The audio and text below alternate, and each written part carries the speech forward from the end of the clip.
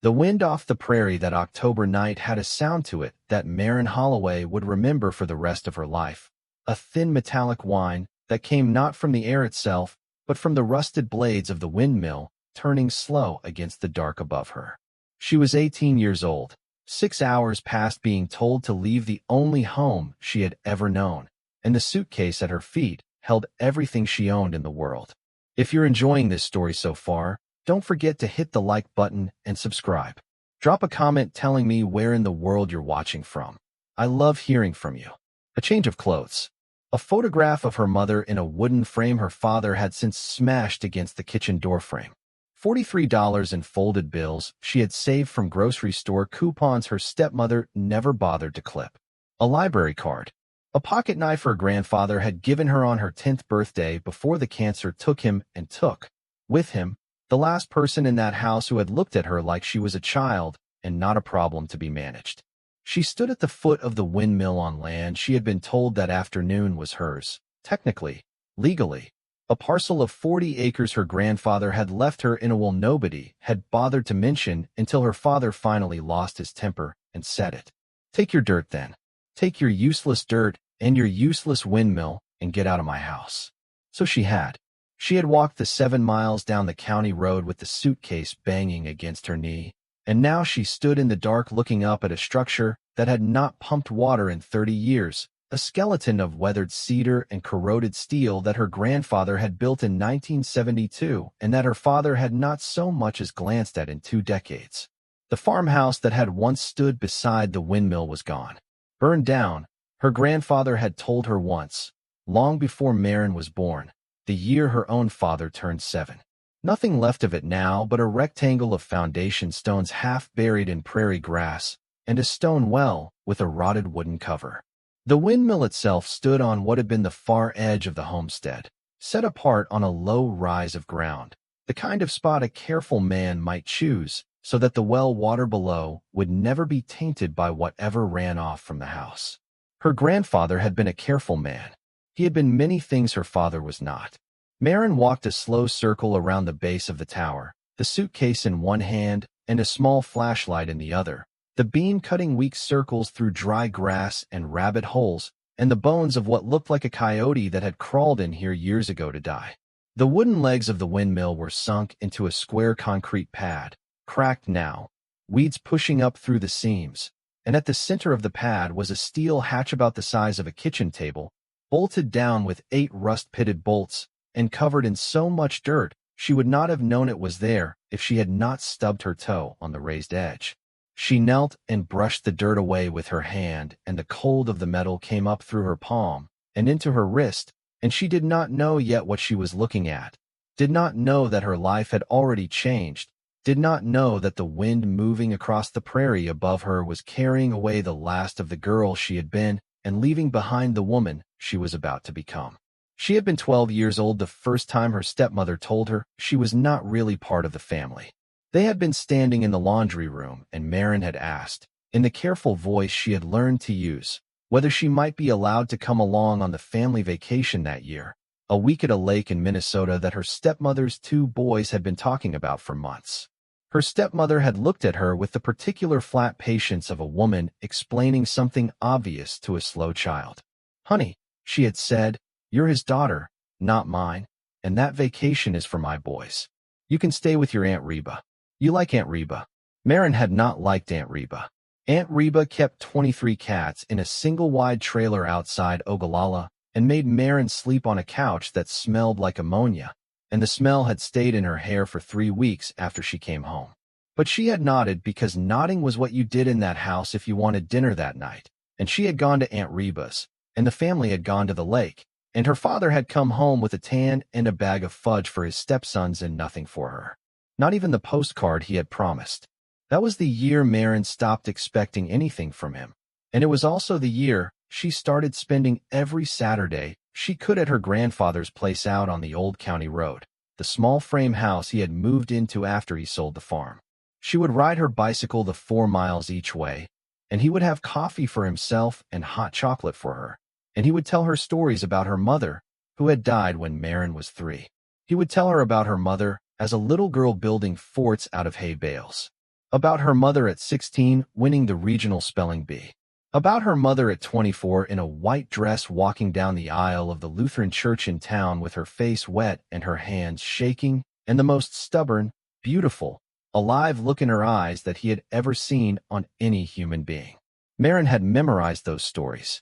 She had built her mother out of them the way another child might build a tree out of pipe cleaners, carefully, lovingly, with the materials at hand. And she had loved her grandfather for giving her the materials. He had died the spring she turned 15. Pancreatic cancer, 6 weeks from diagnosis to grave. Her father had not gone to the hospital. Her stepmother had said the smell of the chemo would make her sick.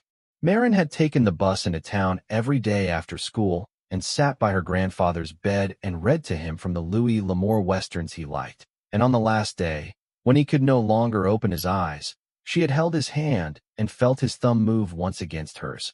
A small, deliberate pressure, and she had known that he was saying goodbye.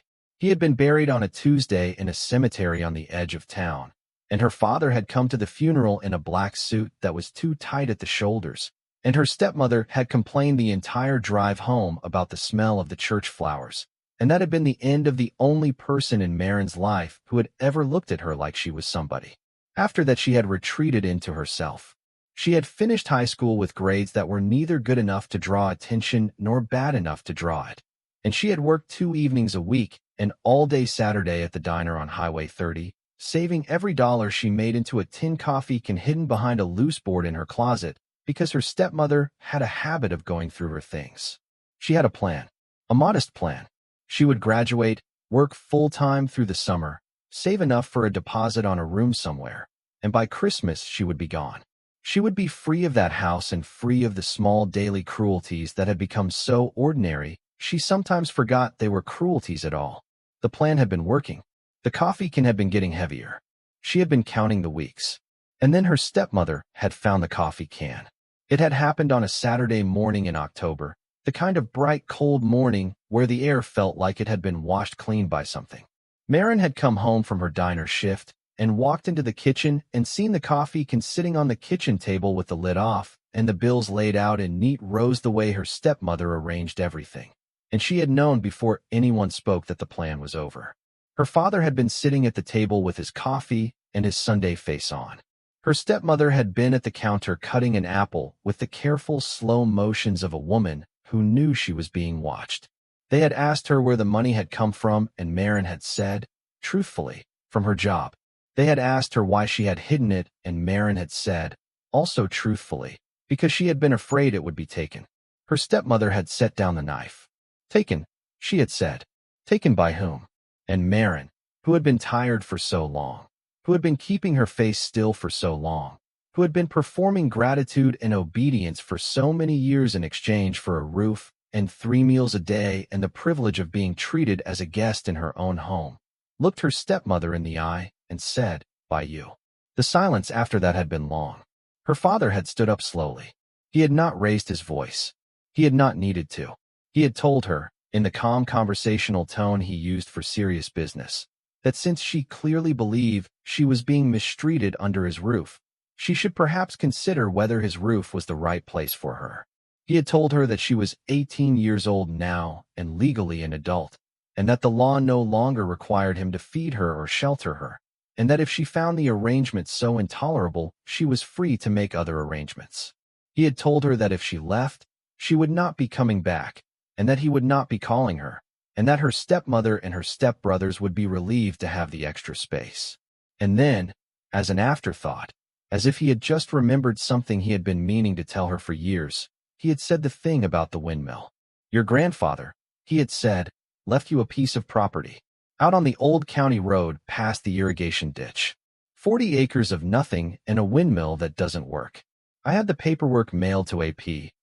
Oh, box years ago because I knew you'd be useless with it. But it's yours, technically. So take your dirt, then.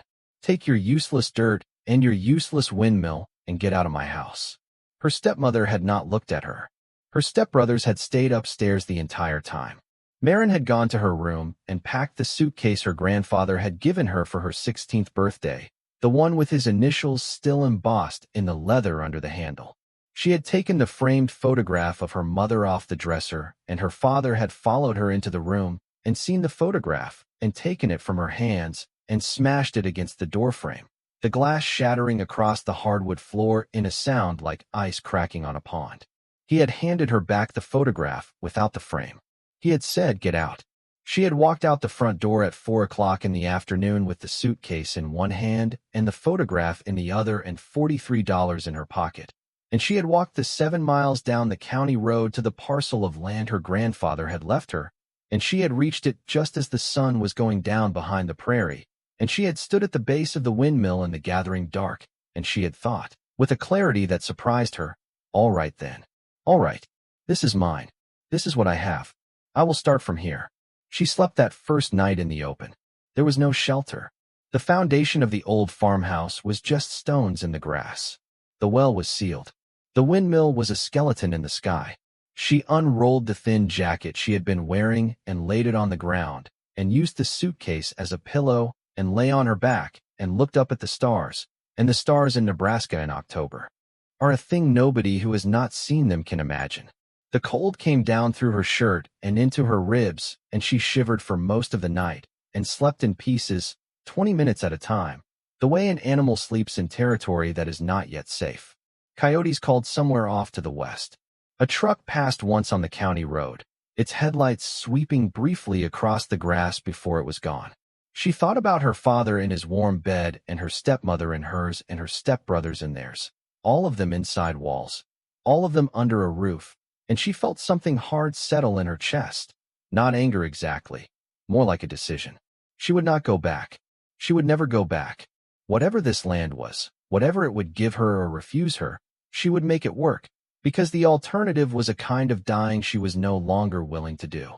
The sky started to turn gray over the eastern horizon around 5 in the morning, and Maren sat up stiff and cold and looked again at the windmill above her, and in the thin early light, she could see for the first time the structure of it properly. Her grandfather had built it himself. She remembered that now. He had told her once, when she was 9 or 10, sitting in his kitchen drinking hot chocolate. He had built a windmill on the old homestead the year before his wife died, because she had wanted one. She had grown up on a Kansas farm with a windmill, and she had told him, when they had bought the land, that a homestead without a windmill was not really a homestead. So he had built her one. He had set the legs into a poured concrete pad. He had hauled the rotor and the tail vane on a flatbed from a Sears catalog warehouse in Omaha. He had assembled it over the course of 3 weeks in the summer of 1972. And he had been so proud of it, Maren remembered him saying, that he had done something with the foundation he had never told anyone about. She had asked him what, and he had only smiled and said, "You'll see, kiddo. Maybe. Someday. If you ever need to." And then her grandmother had died and the farmhouse had burned and her grandfather had sold the rest of the land and moved into town, and the windmill had stayed because nobody would buy 40 acres with a useless windmill on it. And the years had passed, and nobody had ever come back out here.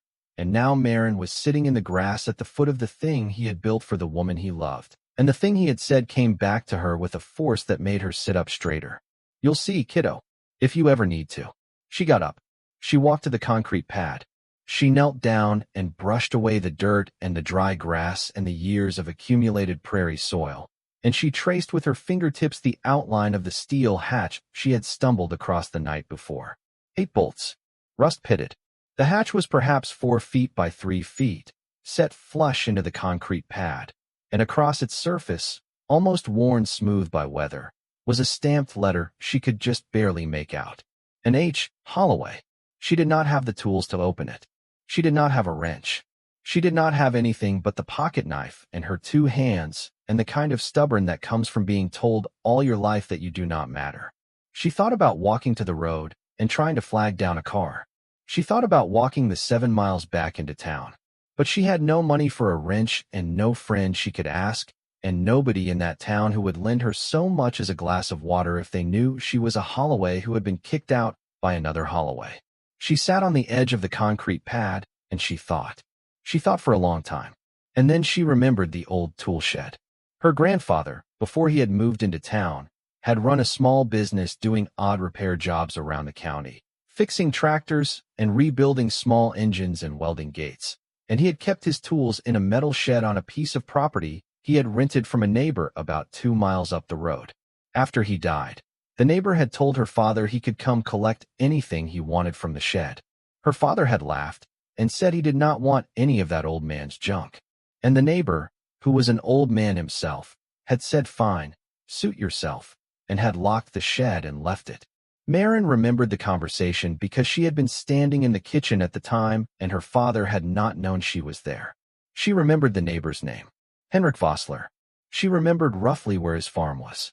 She did not know if he was still alive, but it was 2 miles up the road, and it was the only chance she had.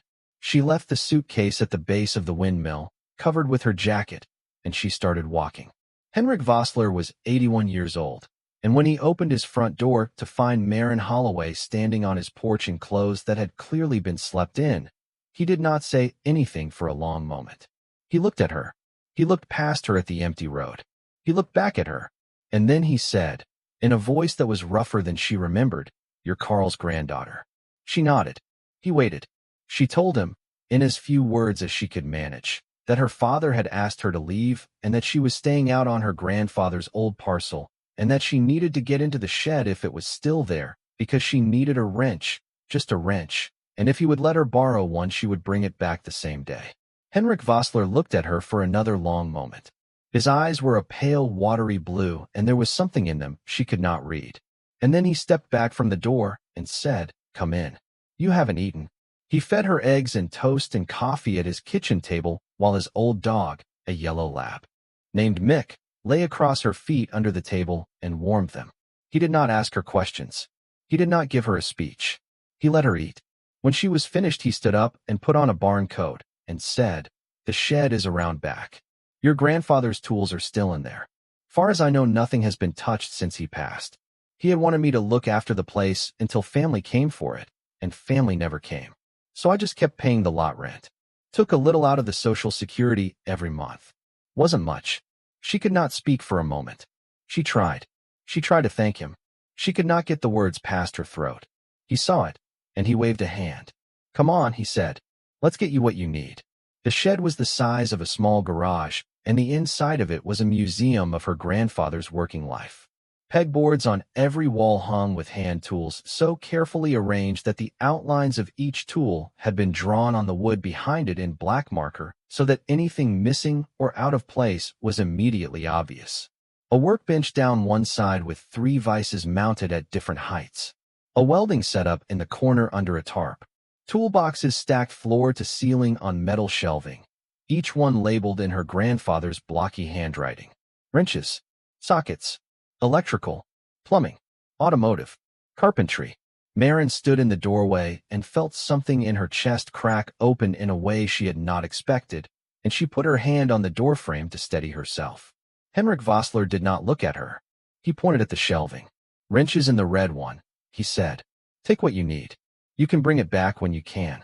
Take the cordless drill too. Battery should still hold a charge if you put it on the charger over there for an hour. And take the box of bits." He paused. "Whatever you're doing out there," he said, "your grandfather built that property carefully. He was a careful man.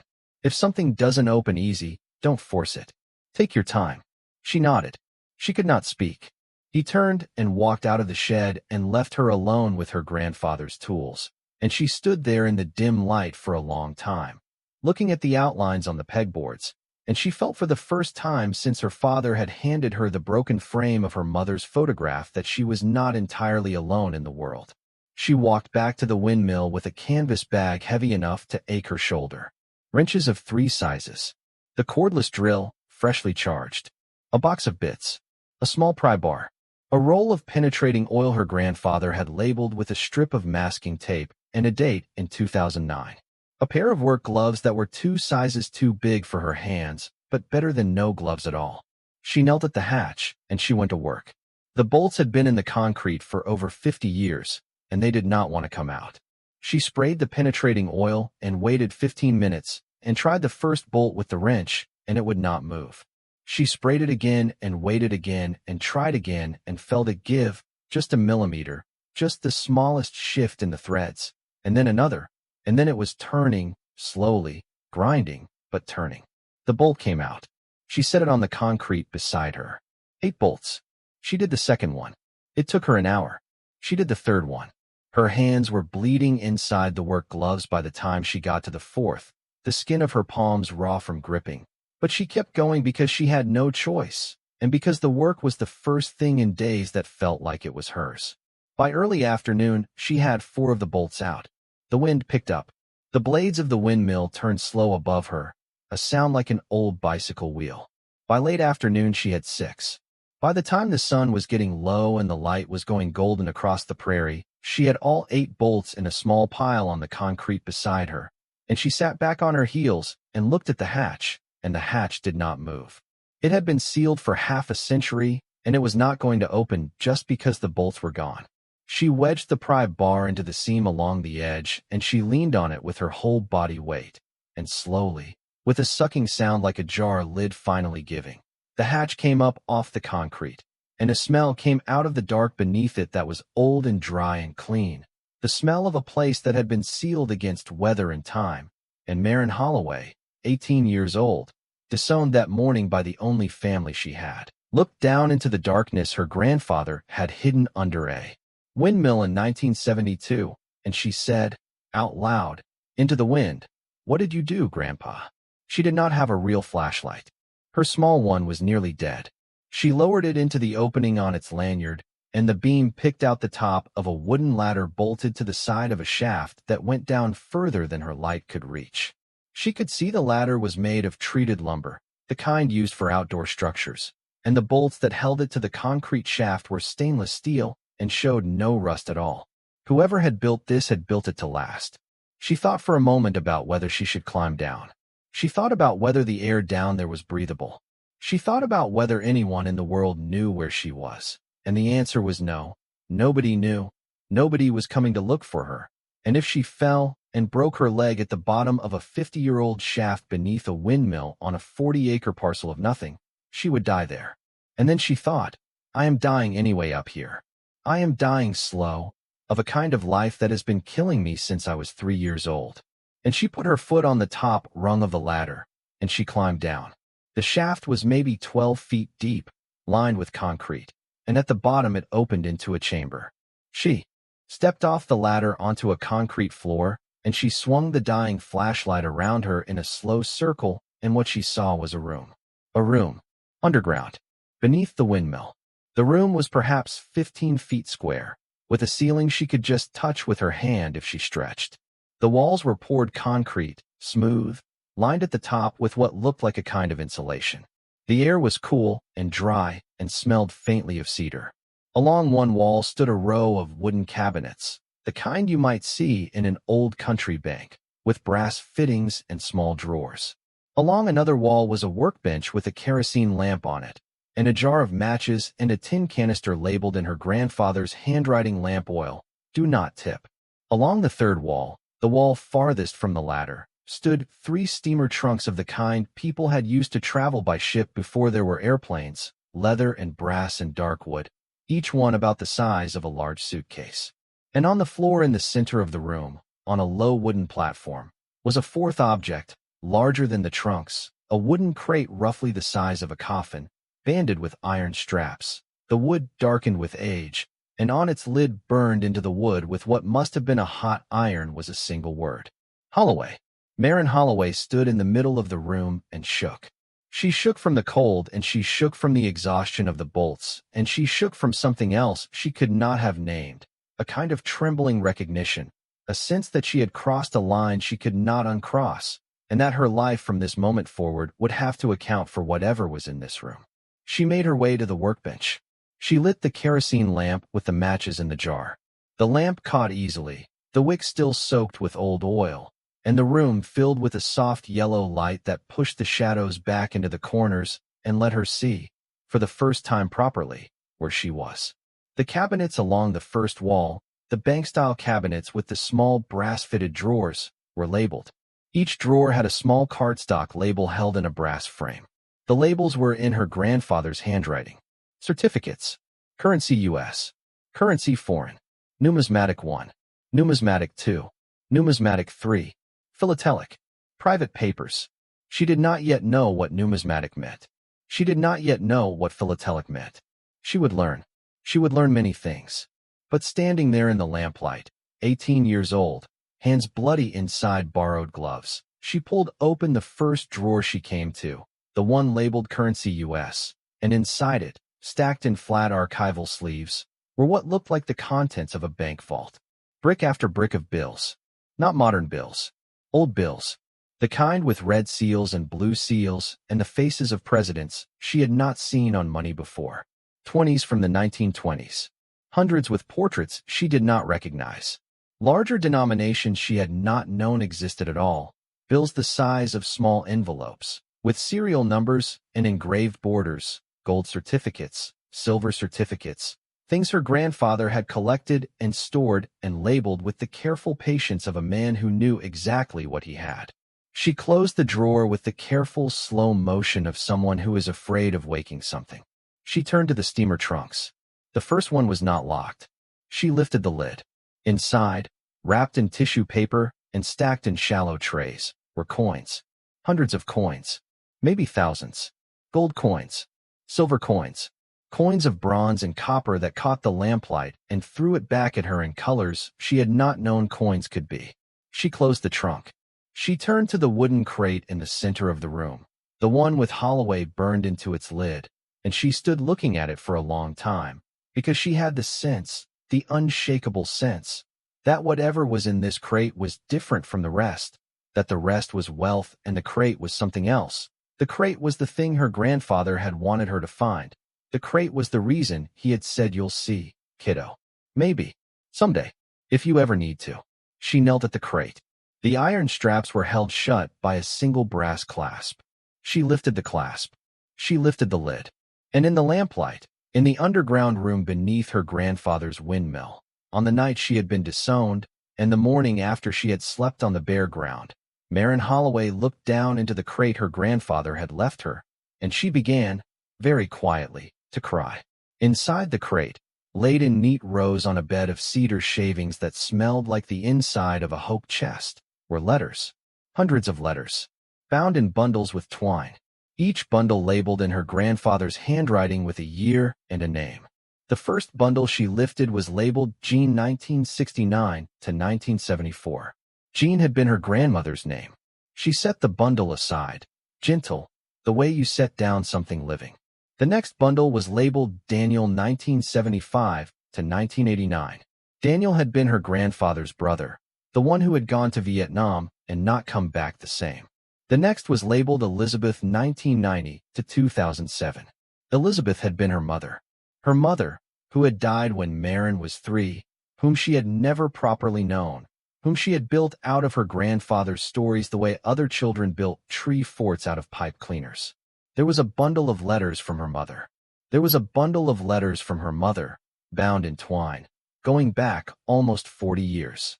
Maren held the bundle in her 2 hands and felt her chest collapse around something hot and breaking, and she sat down on the concrete floor of the underground room with her back against the wooden platform, and she held the bundle of her mother's letters, and she wept the way she had not let herself weep since she was 12, and her stepmother had told her she was not really part of the family. She wept for a long time. The kerosene lamp burned steady on the workbench. The wind moved somewhere far above her, in another world. And in the deep silence of that underground room, the silence of a place that had been waiting for her without her ever knowing, she heard her grandfather's voice again, as if he had spoken from across the years. "You'll see, kiddo. You'll see what I built for you. I knew you would need it.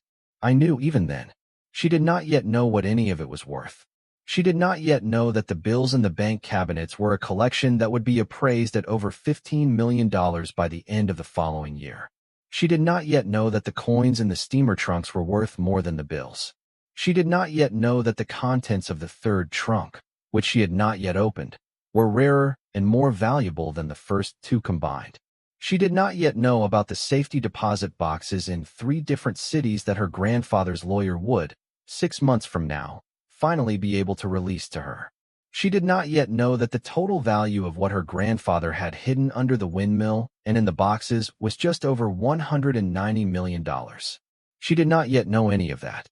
She knew only that her grandfather had built a room under the prairie for her, had stocked it with everything he had to give her, and had left her, at the bottom of the wealth he had hoarded for her sake, a bundle of letters from the mother she had never properly known.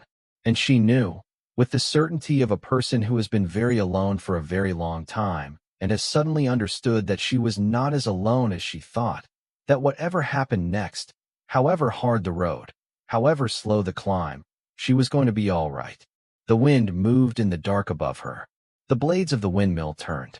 And Maren Holloway, 18 years old, disowned at noon and an heiress by sundown, sat on the concrete floor of her grandfather's secret and held her mother's letters against her chest, and did not let go. She stayed in the underground room until the kerosene lamp guttered low and warned her that morning was probably coming and that she had been down there longer than she had any sense of. She did not open more drawers. She did not lift more lids.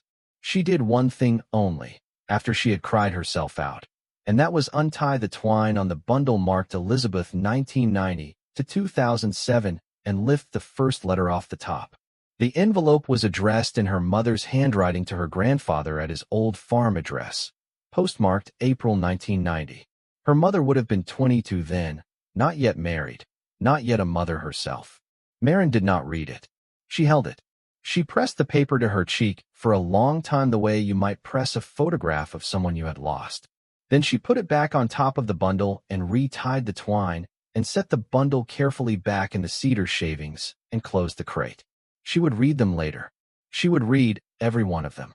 But not down here, not by lamplight, not while her hands were still shaking. She climbed back up the ladder.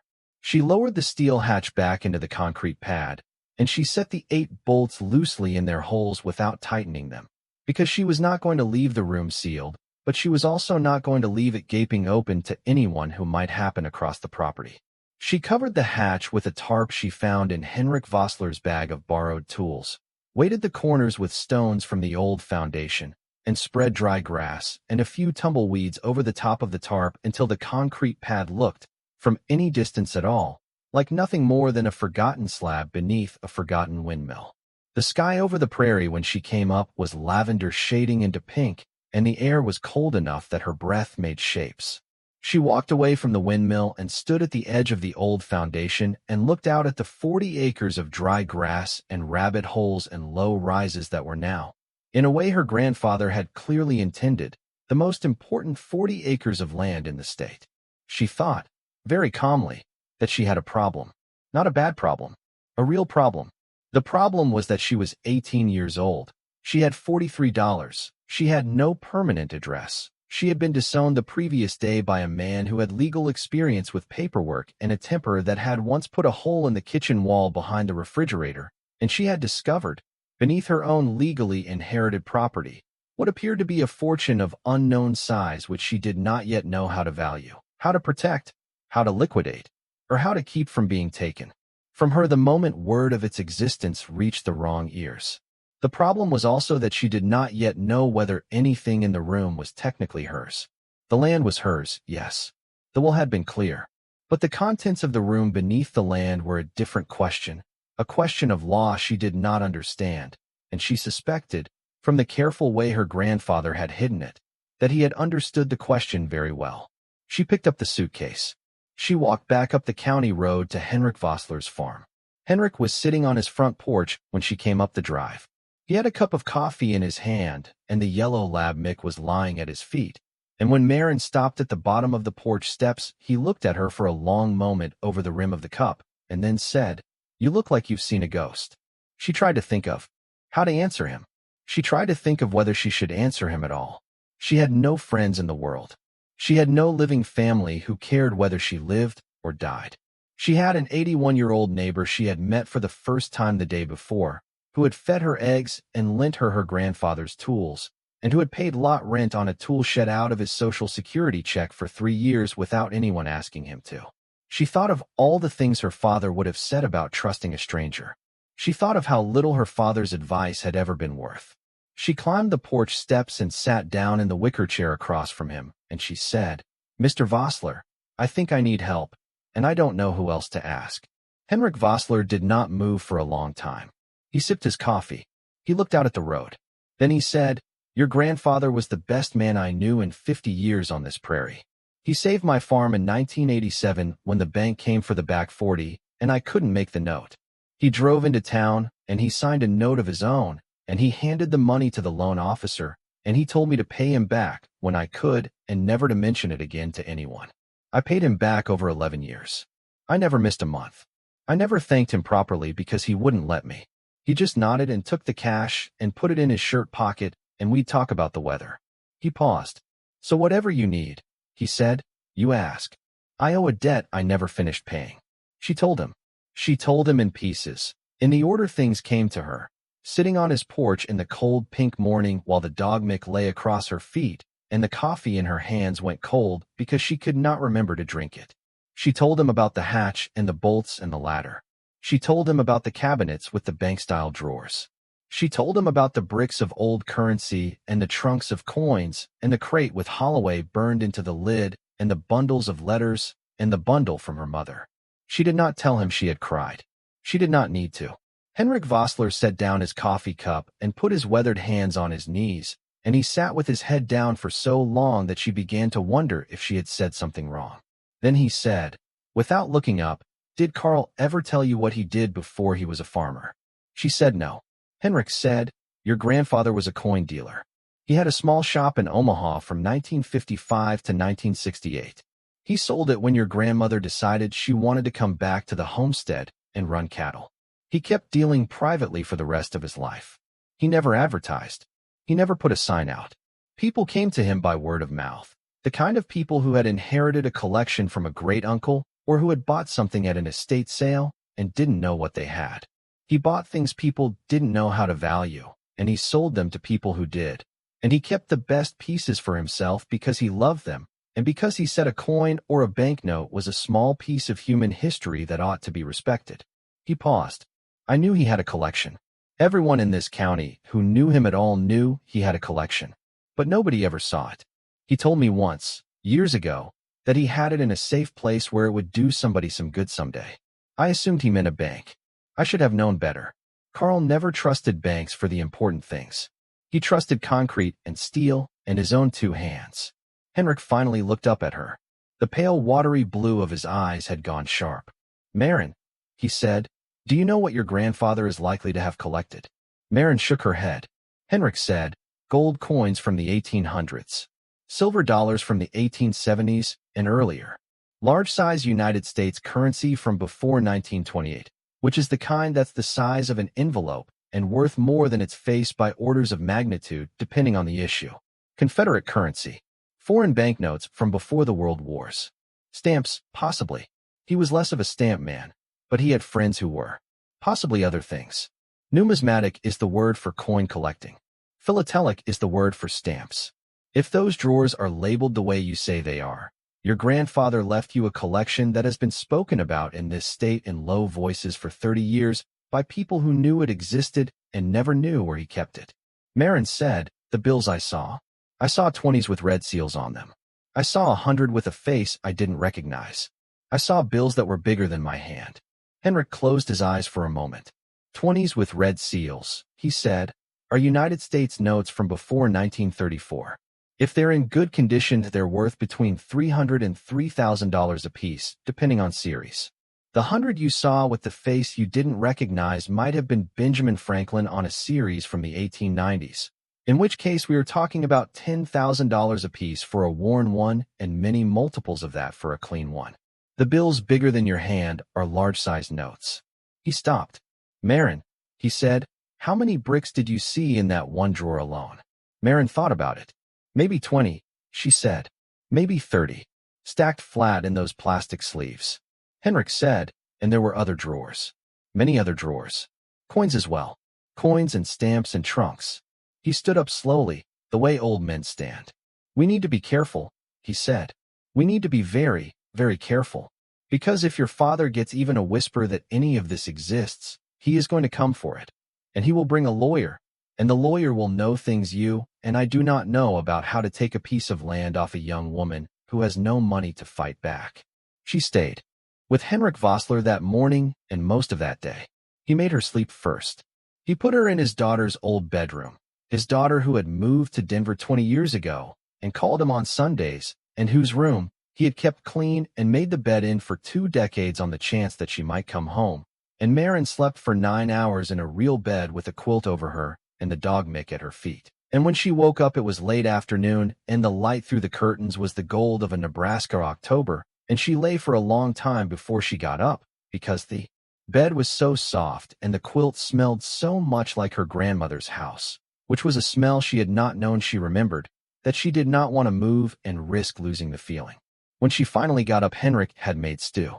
He had also, while she slept, driven into town in his old pickup truck and visited the office of a lawyer named Reuben Calder, who was 68 years old and who had been her grandfather's lawyer for 31 years.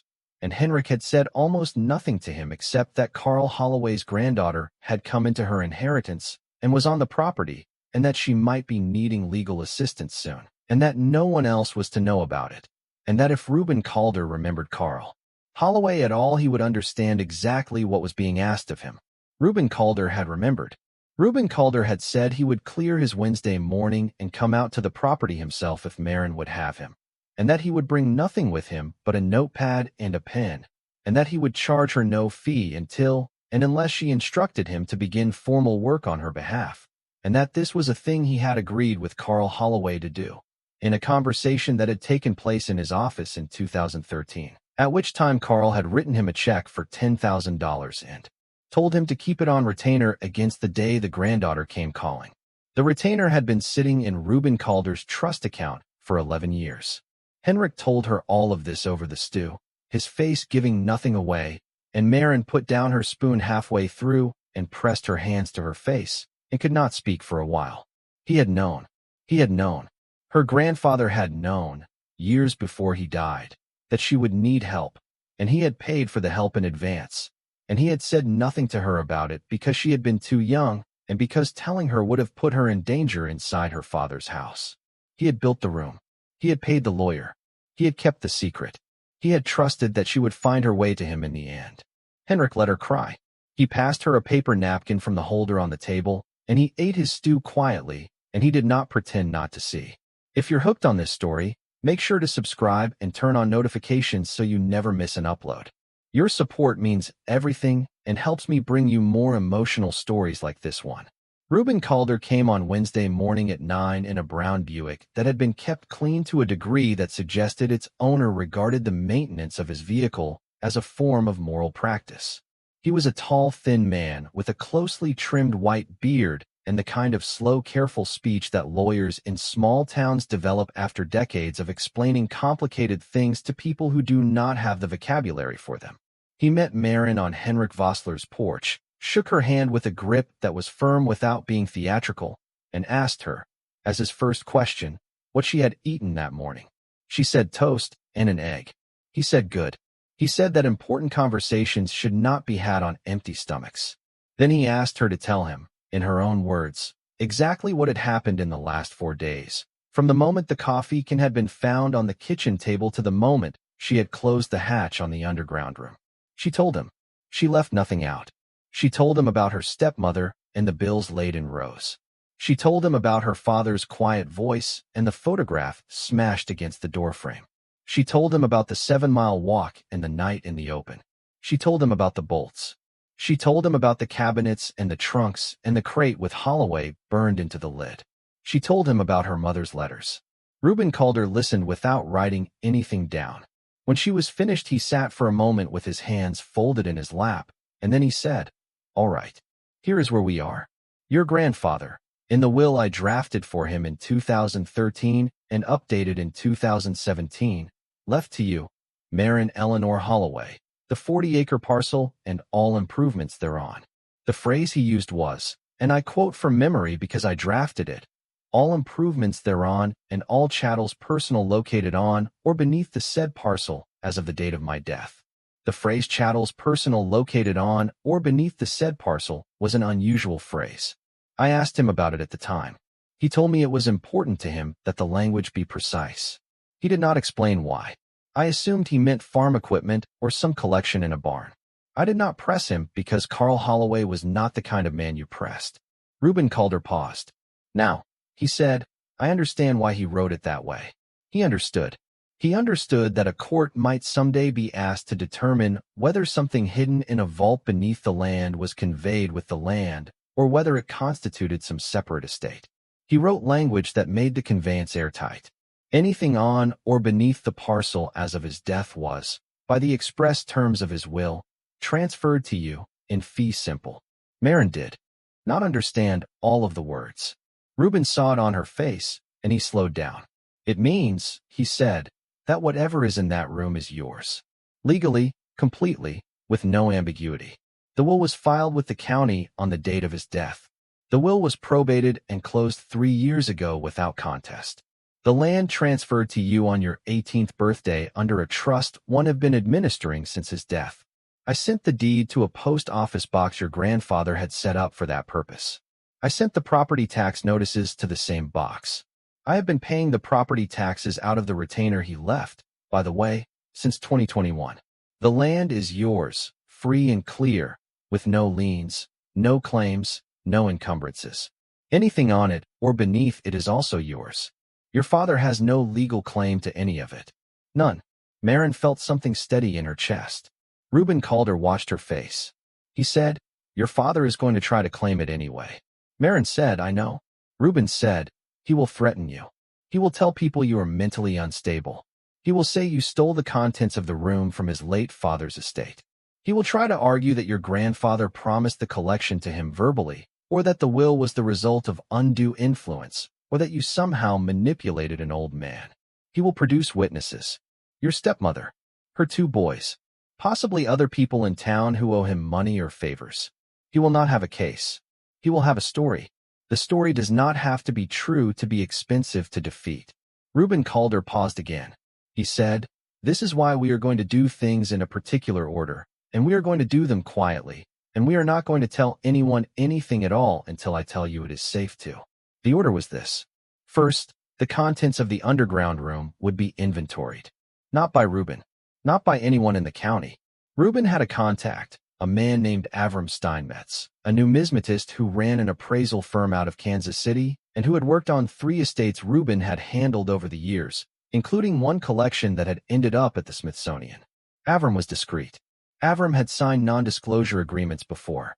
Avram could be on the property within 48 hours with a team of 2 assistants and a portable safe and a contract that bound everyone involved to silence under heavy financial penalty.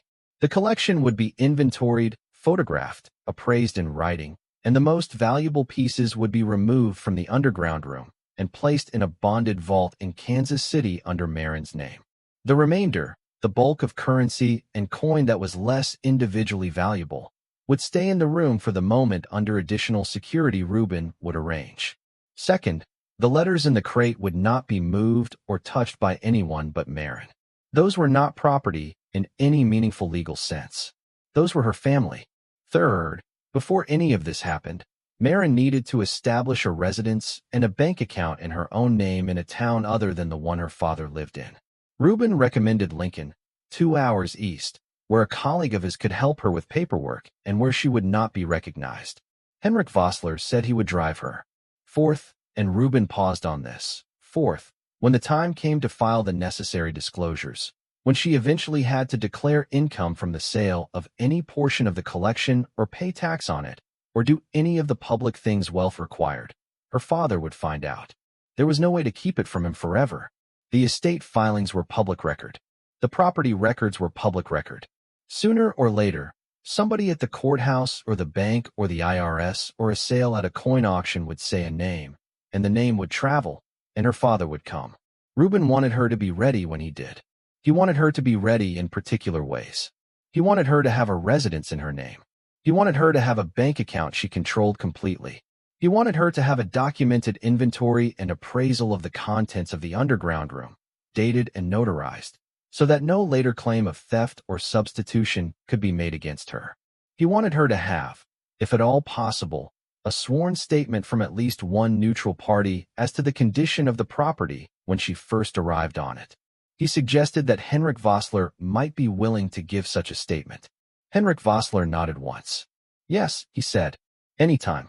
Maren said, "What do I do in the meantime? Where do I live?" Reuben said, "That is up to you.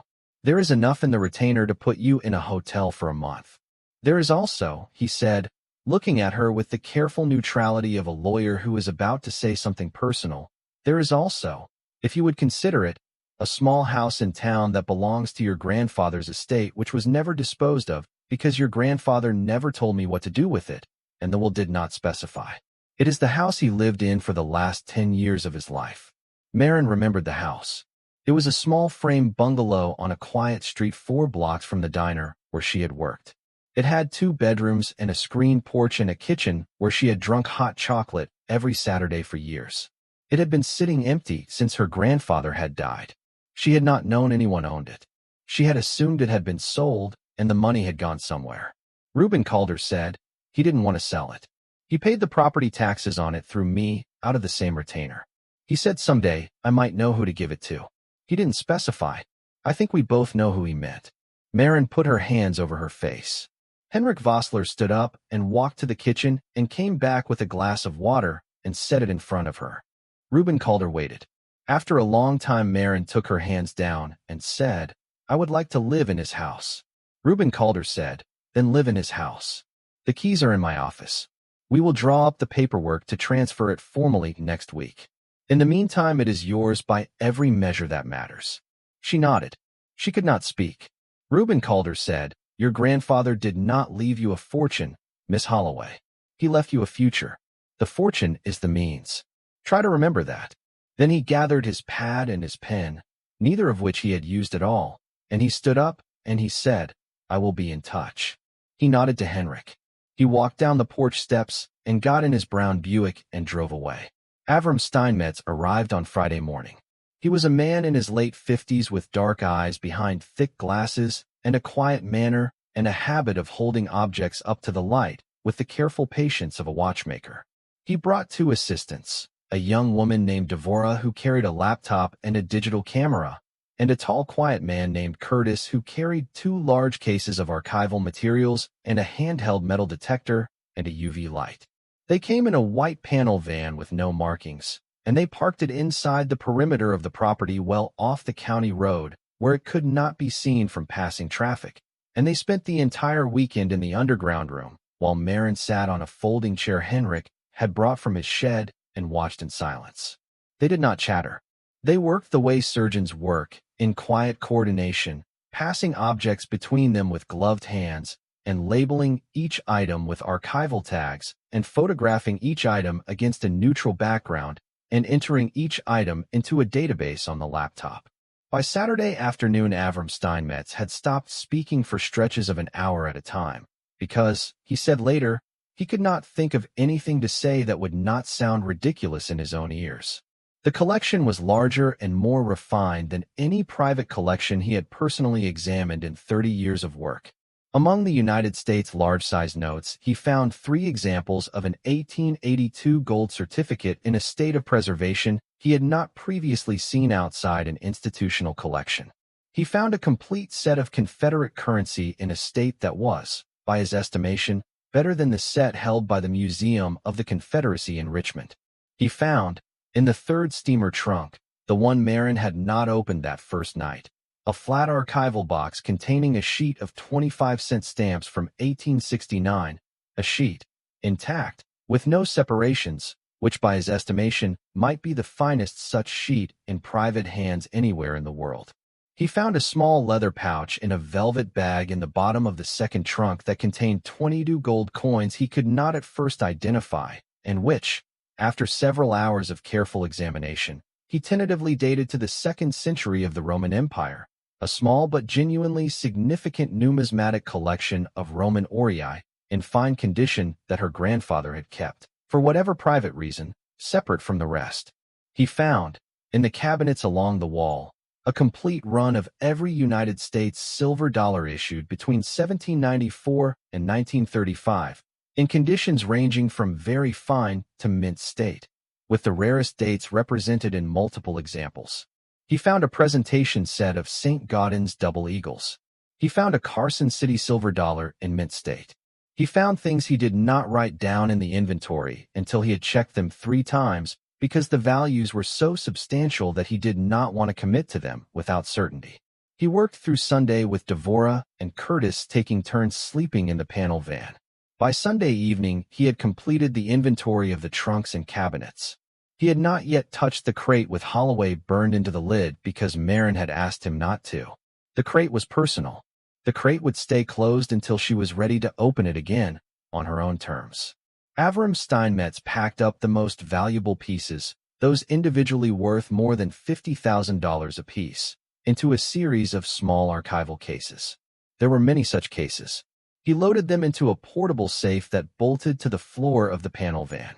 He gave Maren a printed copy of the working inventory, 63 pages, with a note at the top that the appraisal values were preliminary and would be revised upward upon final examination. He shook her hand. He said, "Miss Holloway, your grandfather knew exactly what he was doing. The way this collection is curated tells me he spent 50 years preparing it. I have not seen the equal of it in private hands. Whatever you decide to do with it, please consult with people who understand its significance. Some of these pieces should not be broken up. Some of them belong together." He paused. "I would consider it a personal honor if you would allow my firm to advise you over time." He gave her a card. He drove away with his assistants and the safe and the most valuable portion of the collection she had ever held in her hand. She had never felt richer in her life. She had never felt poorer either, for reasons that took her a long time to name. She thought, sitting on the folding chair after the van had gone, that she had spent the entire weekend watching strangers handle her family's history with greater care than her family had ever handled her. The preliminary appraisal Reuben Calder summarized for her on Monday morning was, on the working numbers as Avram had given them, just over $68 million. That was the underground room alone, and it was, Reuben emphasized, a conservative figure. The final appraisal, after Avram's team had completed their full research and comparable sales analysis on the rarest pieces, would almost certainly be higher. There were also, he reminded her, 3 safety deposit boxes in 3 different cities that had been listed in her grandfather's separate instructions to Reuben and which would be opened in her presence later that month. The contents of those boxes were unknown to Reuben. They might contain documents. They might contain more of the collection. They might contain something else entirely. He suggested she not speculate. He suggested she rest. He suggested that she move into her grandfather's house in town, which he had cleaned and prepared for her over the weekend, and that she give herself a few weeks to settle into the idea that the rest of her life was no longer about survival. She moved into the house on Tuesday morning. Henrik Vossler drove her. He carried her suitcase up the porch steps and set it inside the front door, and he looked around the small living room with the upright piano in the corner and the framed cross-stitch above the couch that read, "The Lord is my shepherd, I shall not want." And he took off his cap, and he said, "Your grandfather would be proud of you." Then he turned around and walked back out to his truck and drove home before she could thank him properly. She stood alone in her grandfather's house for the first time. The kitchen still smelled, faintly, the way she remembered, of coffee and cedar and the lemon oil he had used on the wooden cabinets. The mug she had drunk hot chocolate from every Saturday for years was still in the dish drainer where someone, probably Reuben, had set it out for her to find. She sat down at the kitchen table where she had spent so many afternoons listening to him talk about her mother, and she put her face down on her arms, and she stayed that way for a long time.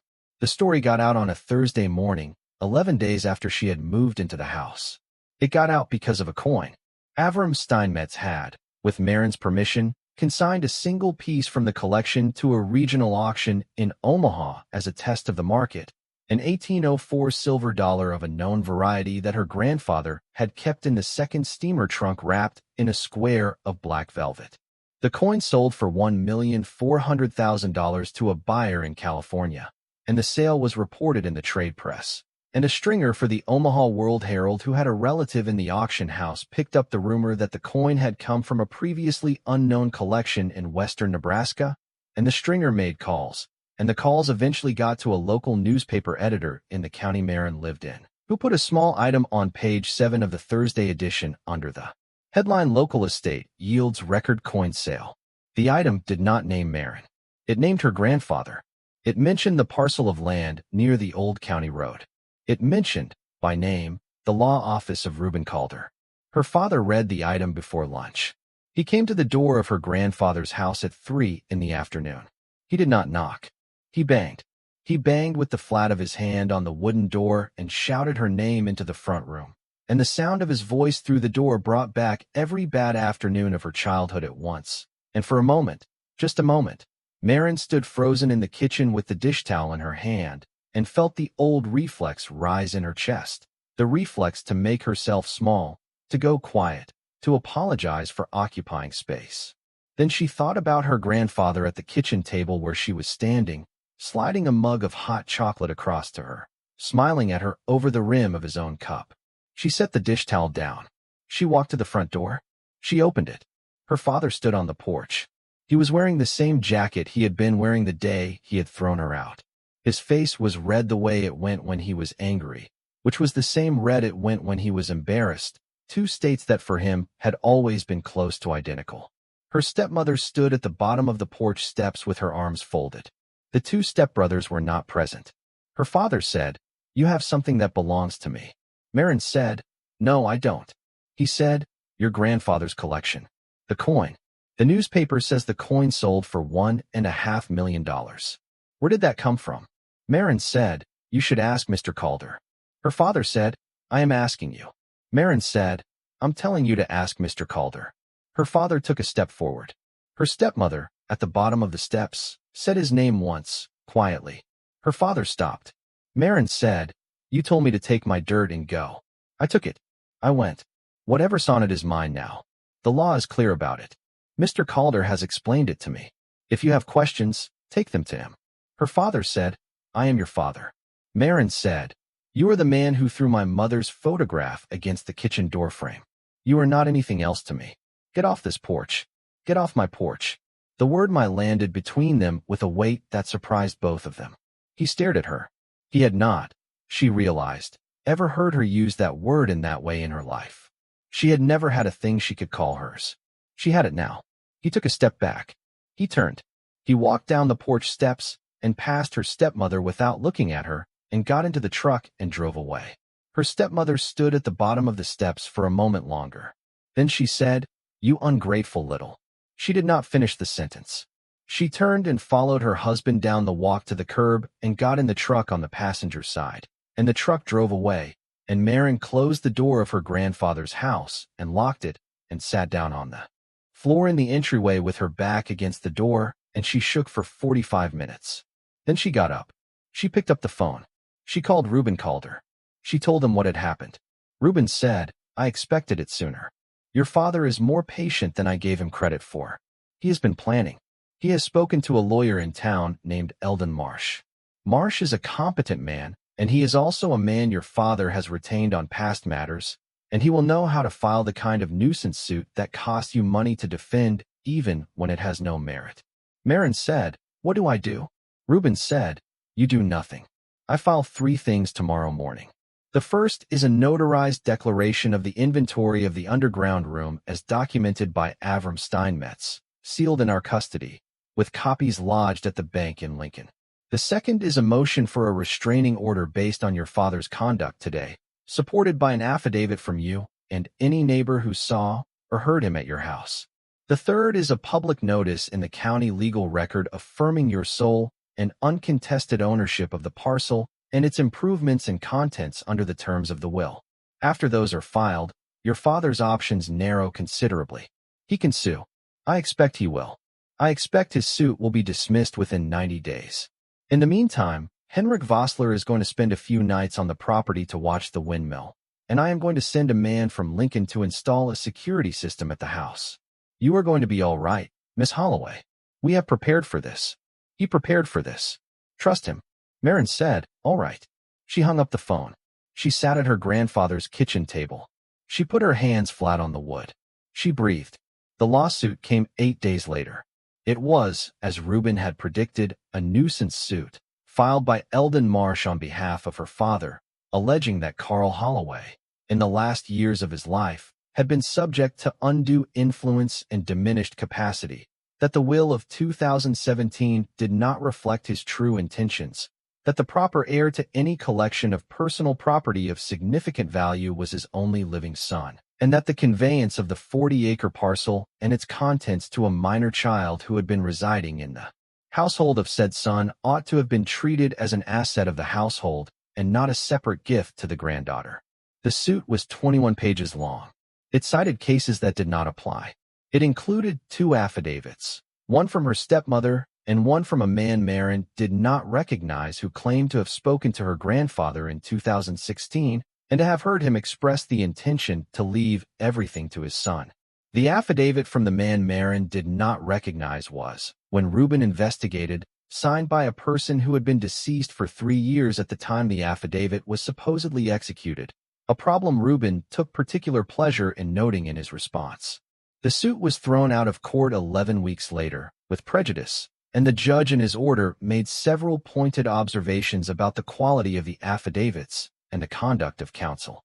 Eldon Marsh was, by the following spring, the subject of a state bar inquiry that would result in a 6-month suspension of his license. Her father did not appeal.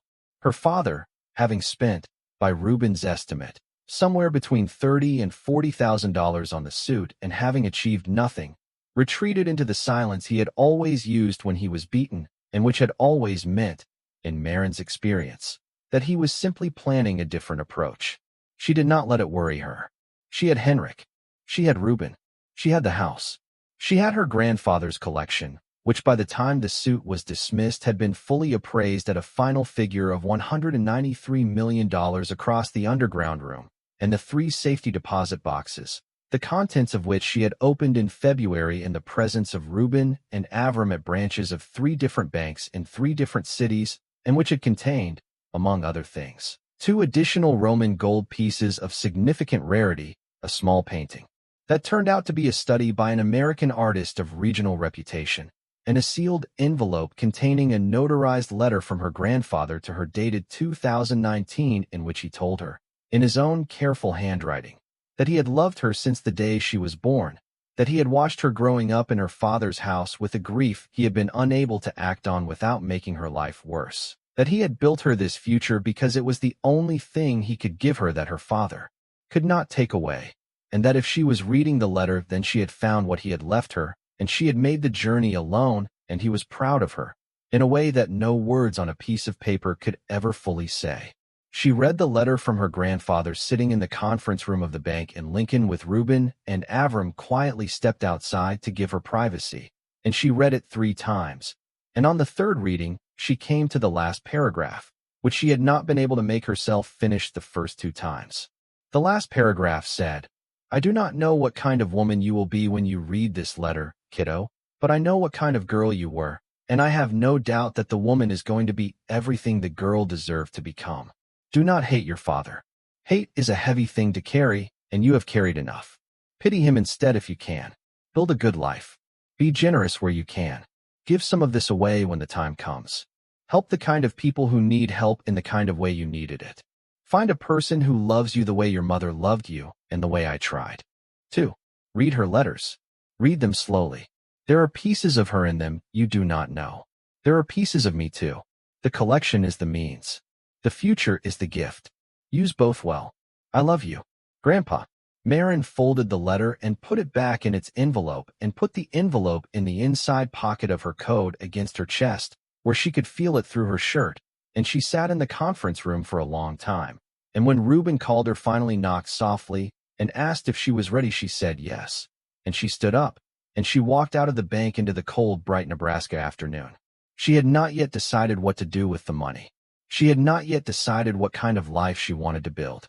She knew only that the life would be hers, that no one could take it from her, that her grandfather had bought her the freedom to choose, and that the first choice she was going to make, the very first one, was to go home to the small frame house on the quiet street 4 blocks from the diner where she had once worked, and to sit down at the kitchen table where her grandfather had drunk his coffee, and to untie the twine on the bundle of her mother's letters, and to begin to read. She read the first letter on a Thursday evening in February with a cup of tea cooling beside her on her grandfather's kitchen table, and the wind moving against the storm windows in the way it always moved in Nebraska in February, A low constant pressure that you stopped hearing after a while and only noticed again when it dropped. The letter was dated April 11th, 1990. Her mother had been 22 years old. The handwriting was rounder than Maren had expected, looped at the bottoms of the letters in a way Maren recognized because her own handwriting did the same thing, a small inheritance she had not known she carried. The letter began, "Dear Papa," and Maren stopped reading there for a moment because she had not known her mother had called her grandfather Papa, and the word sat on the page and rearranged something inside her chest before she could read further. The letter was about a job. Her mother had been offered a position teaching second grade at the elementary school in town, and she had been frightened of taking it because the principal was a man her grandfather had once described as a horse's behind, and she was writing to ask her father whether he thought she should take the job anyway.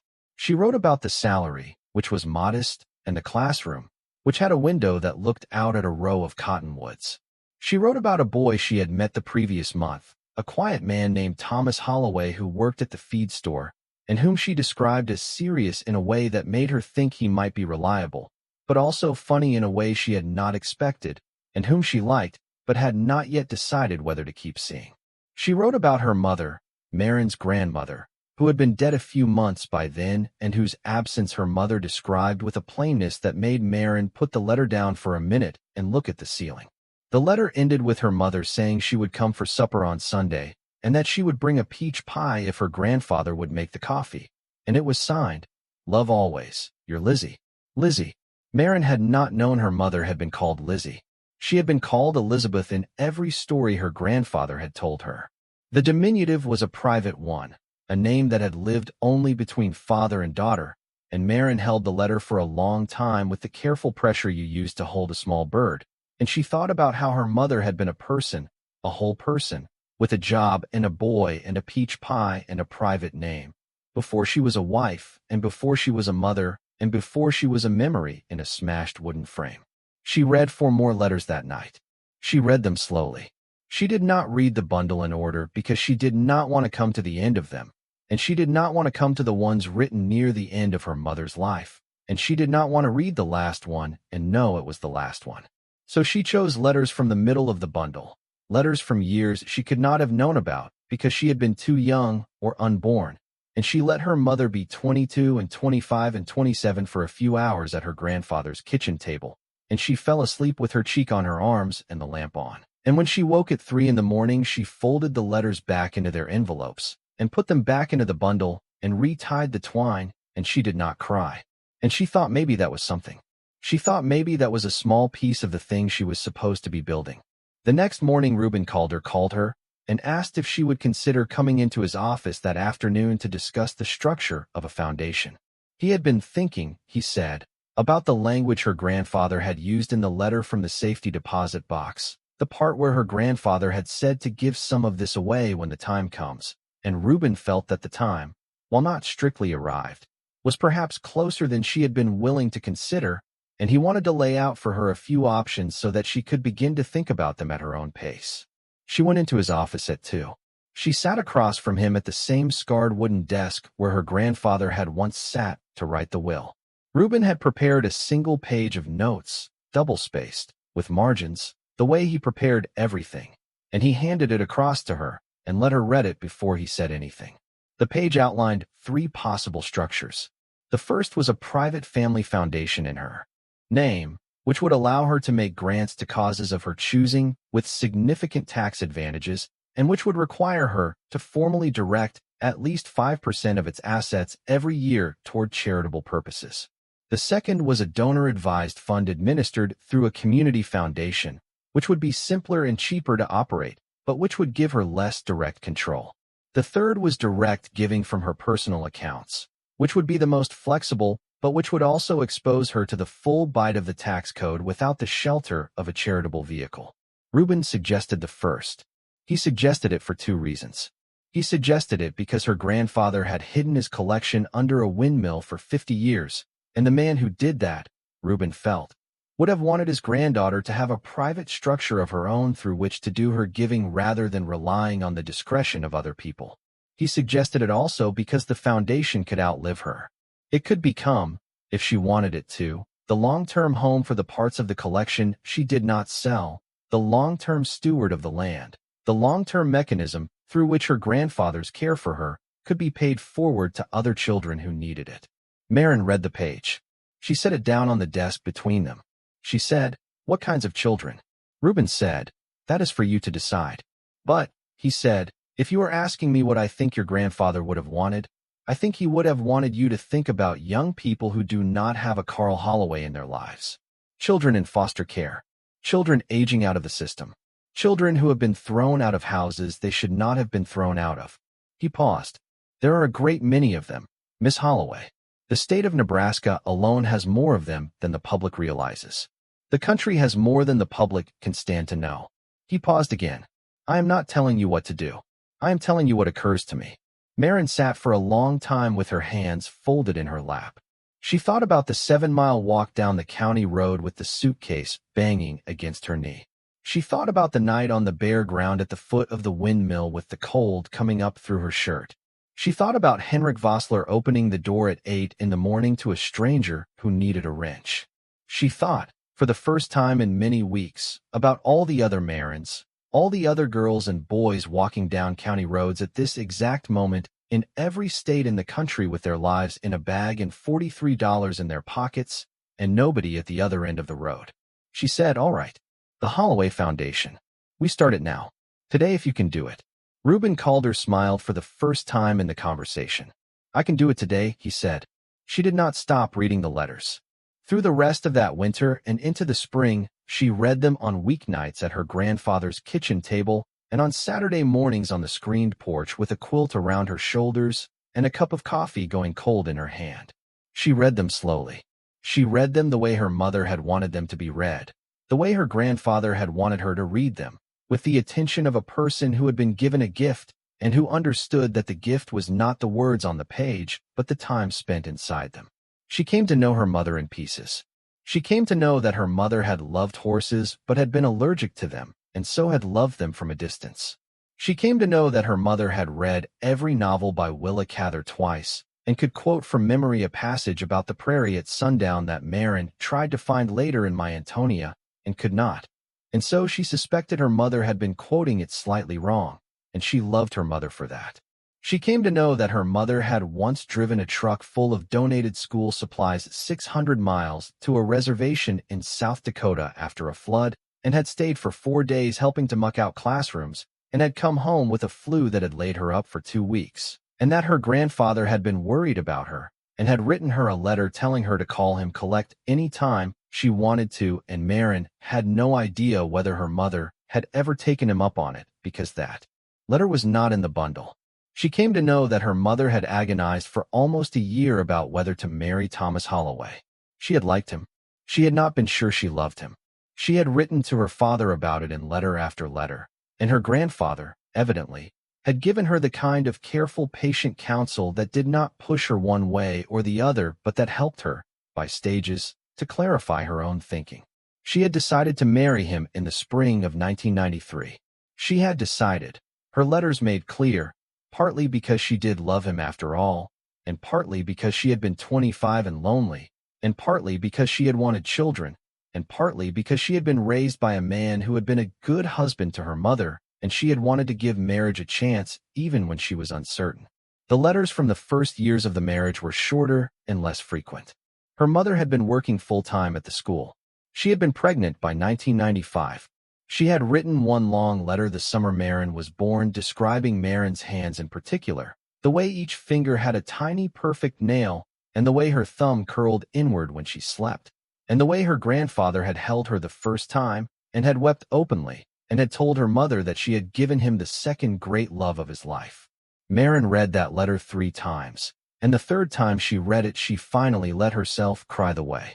She had not let herself cry since the night under the windmill, hard and without restraint, with her face in her hands and her shoulders shaking, and the dog Mick, who had come to live with her in March after Henrik Vossler had said that an old man with a slow heart did not need a young dog, and that the dog would do better with her, lay against her foot and pressed his big yellow head against her ankle and waited her out. The Holloway Foundation made its first grant in May.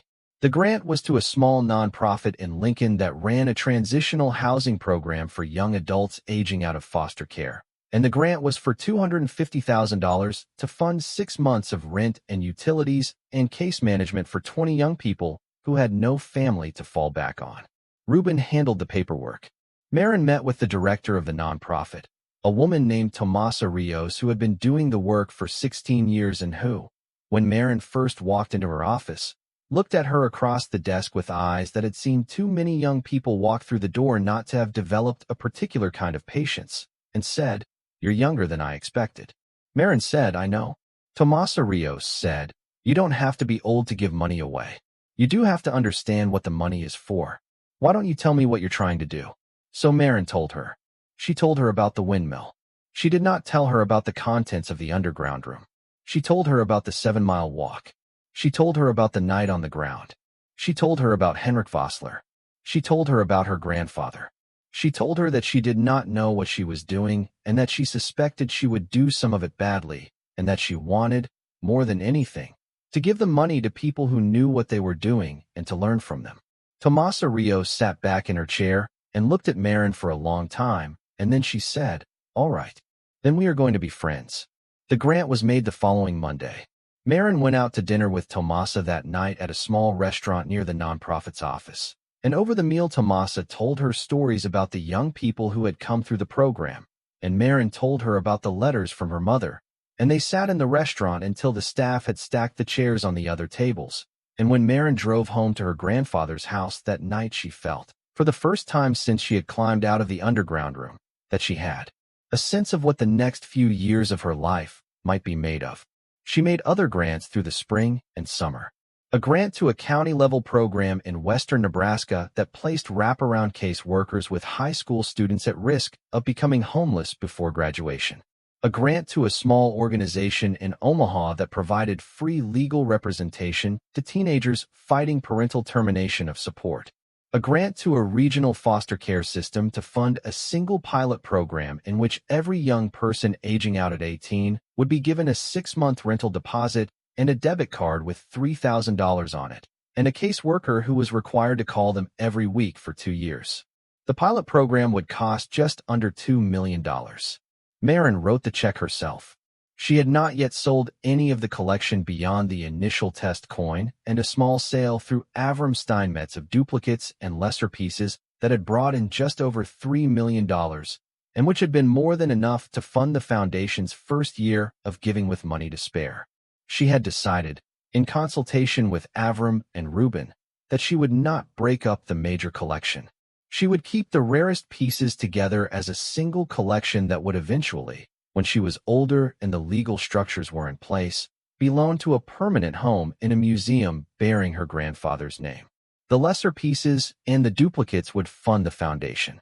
The collection itself would become her grandfather's legacy in the public sense. Her own legacy, whatever it turned out to be, would be the foundation. She thought about this distinction a great deal. She thought about it on long walks with Mick in the evenings, past the houses of the families who had known her grandfather, past the diner where she had once worked, past the small park where she had cried, once, after a particularly bad afternoon at home when she was 14. She thought about how a life could be built. She thought about how a life had been built for her, in advance, by a man who had been gone for 3 years before she had needed the things he had left for her. She thought about how the building of it had not been the money. She thought about how the building of it had been the patience. The decades of patience. The careful keeping of letters. The drawer labels. The 11-year retainer. The bolt 8 times turned by hand into a poured concrete pad on a piece of land her grandfather had known, somehow had known, his granddaughter would need someday. Her father, in the meantime, was not idle. He had absorbed the loss of the lawsuit.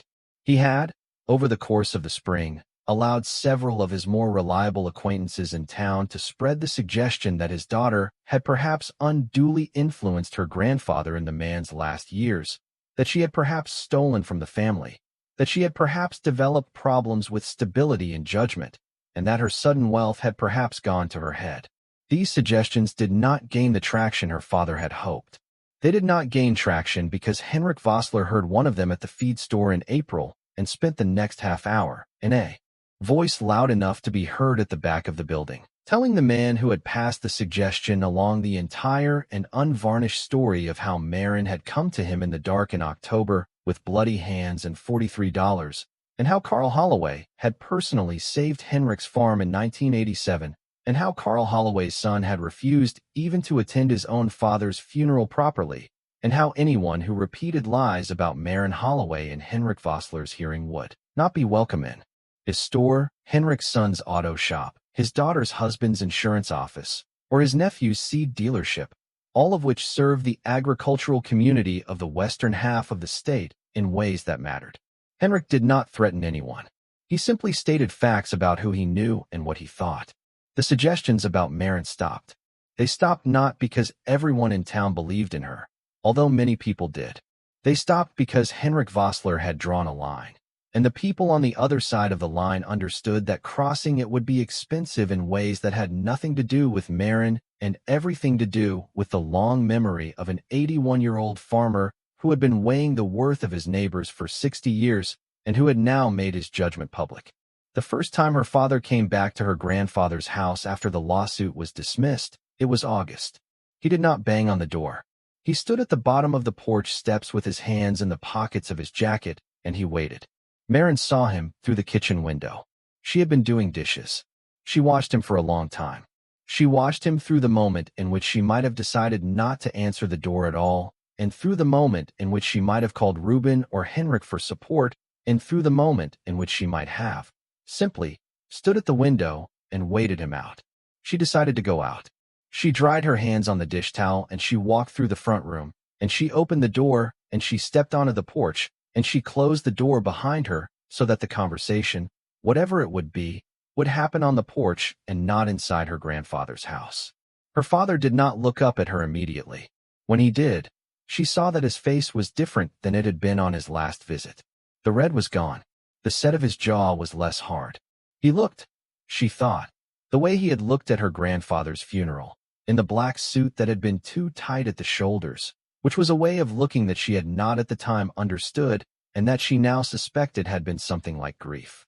He said, "I came to apologize." Maren said nothing. She had not been expecting it. She did not have a response prepared. She had prepared responses for almost everything else he might have said. She had not prepared for that. He said, "Your stepmother left me 3 weeks ago. She took the boys. She said she could not stay married to a man who had thrown his own daughter out into the road and then sued her to take back what his father had left her. She said it had taken her a long time to understand what kind of person she had been living with. She said she had been one too, for a long time, and that she was going to spend the rest of her life trying not to be one anymore." She left. Maren did not move. Her father said, "I am not asking you for anything. I am not asking for money. I am not asking for forgiveness. I have not earned either one. I came to tell you that I read the newspaper articles. I read about the foundation. I read about what you did for those kids in Lincoln." He paused. "I came to tell you that I was wrong about you.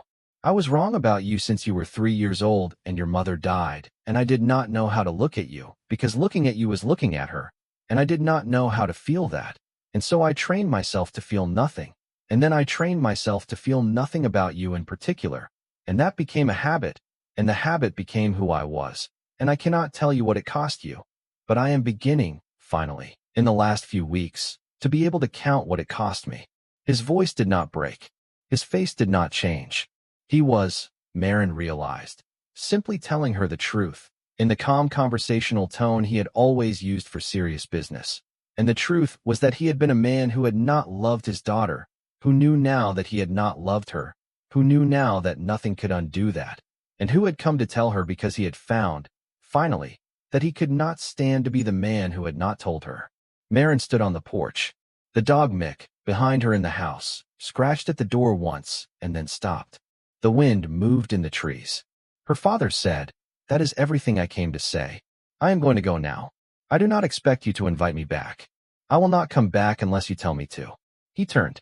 He took the first step down the porch stairs. Maren said, "Wait." He stopped. She did not know what she was going to say next. She had not, at that moment, any sense of what came after the word wait. She stood for a long time on the porch with the dish towel still over her shoulder. Then she said, "My grandfather wrote me a letter. He left it in a safety deposit box in Lincoln. In the letter, he told me not to hate you. He said hate is a heavy thing to carry. He said I have carried enough. He said to pity you instead, if I could. Her father did not look at her. He stood with his back half turned, on the second step, one hand on the porch rail. He said, your grandfather was a better man than I am. Maren said, yes, he was. Her father said, all right. He took another step down. Maren said, I do not pity you. I do not hate you either. I do not know what I feel. I know that you are not welcome in this house. I know that I am not going to call you. I know that I do not want anything from you. I know that I am not going to give you anything. He nodded. She said, but I read what my grandfather wrote, and I am going to try to do what he asked. I am not going to spend the rest of my life carrying you around. So if you want to walk away from this porch and not come back, that is the easiest thing for both of us. If you want to write me a letter sometime, you can. I will read it. I will not promise to write back. I will read it. That is everything I can offer you. He nodded again. He said, that is more than I came here expecting. He walked down the rest of the porch steps. He walked to his truck. He got in. He drove away. Maren stood on the porch for a long time after he was gone. She did not cry. She did not feel triumph. She felt, mostly, tired, the kind of tired that comes after you put down something heavy you have been carrying for a long time, and your shoulders take a little while to remember what they used to feel like before you started carrying it. She went back into the house. She finished the dishes. She fed the dog. She sat at the kitchen table and read another of her mother's letters. He wrote her a letter in November. It was not long. It was 3 pages, on lined paper from a yellow legal pad, in handwriting that was rougher than her grandfather's had been, but more legible than she had remembered her father's being. The letter did not ask for anything. It did not explain anything. It described a memory. It described a Saturday morning in the spring of 1998 when Maren had been 3 years old and her mother had still been alive, and her father and her mother had taken her to a small lake outside town with a picnic basket and a thermos of coffee, and Maren had spent the entire morning at the edge of the water picking up rocks and showing them to her mother, who had pretended to admire each one and had laid them all out in a row on a towel, and her father had sat in a folding chair and watched the 2 of them and had thought, his letter said, that he was the luckiest man on earth, and that he had thought it in those exact words, and that he had remembered the moment many times in the years since, but had refused to let himself feel it, because feeling it had become more painful than not feeling it. He wrote that he was writing to her now to tell her that her mother had loved her with a completeness he had never seen in any other parent. He wrote that he was writing to her to tell her that her mother had been proud of her even when she had been 3 years old, and that her mother had once told him, on the drive home from the lake that afternoon, that she could already tell what kind of woman Maren was going to be. He wrote that her mother had said, she has a stubborn way about her, Thomas, and a kindness underneath the stubborn, and she is going to be a person somebody is lucky to know. He wrote that he had forgotten that conversation for 20 years and had remembered it the previous week, while sitting alone in the kitchen of the house his ex-wife had left him in, and that the remembering had been the worst hour of his adult life, because he had understood, finally, what he had done. He wrote that he was not going to ask her to write back. He wrote that he wanted her to have the memory of the lake, because the memory belonged to her, and he had no right to keep it in his head alone for the rest of his life. He signed the letter, your father, Thomas. Maren read the letter twice. She put it in a drawer in the kitchen, in the same drawer her grandfather had kept his important papers in, and she did not write back. She did not, the following spring, write back. She did not, the spring after that, write back. He did not write again. He did not need to.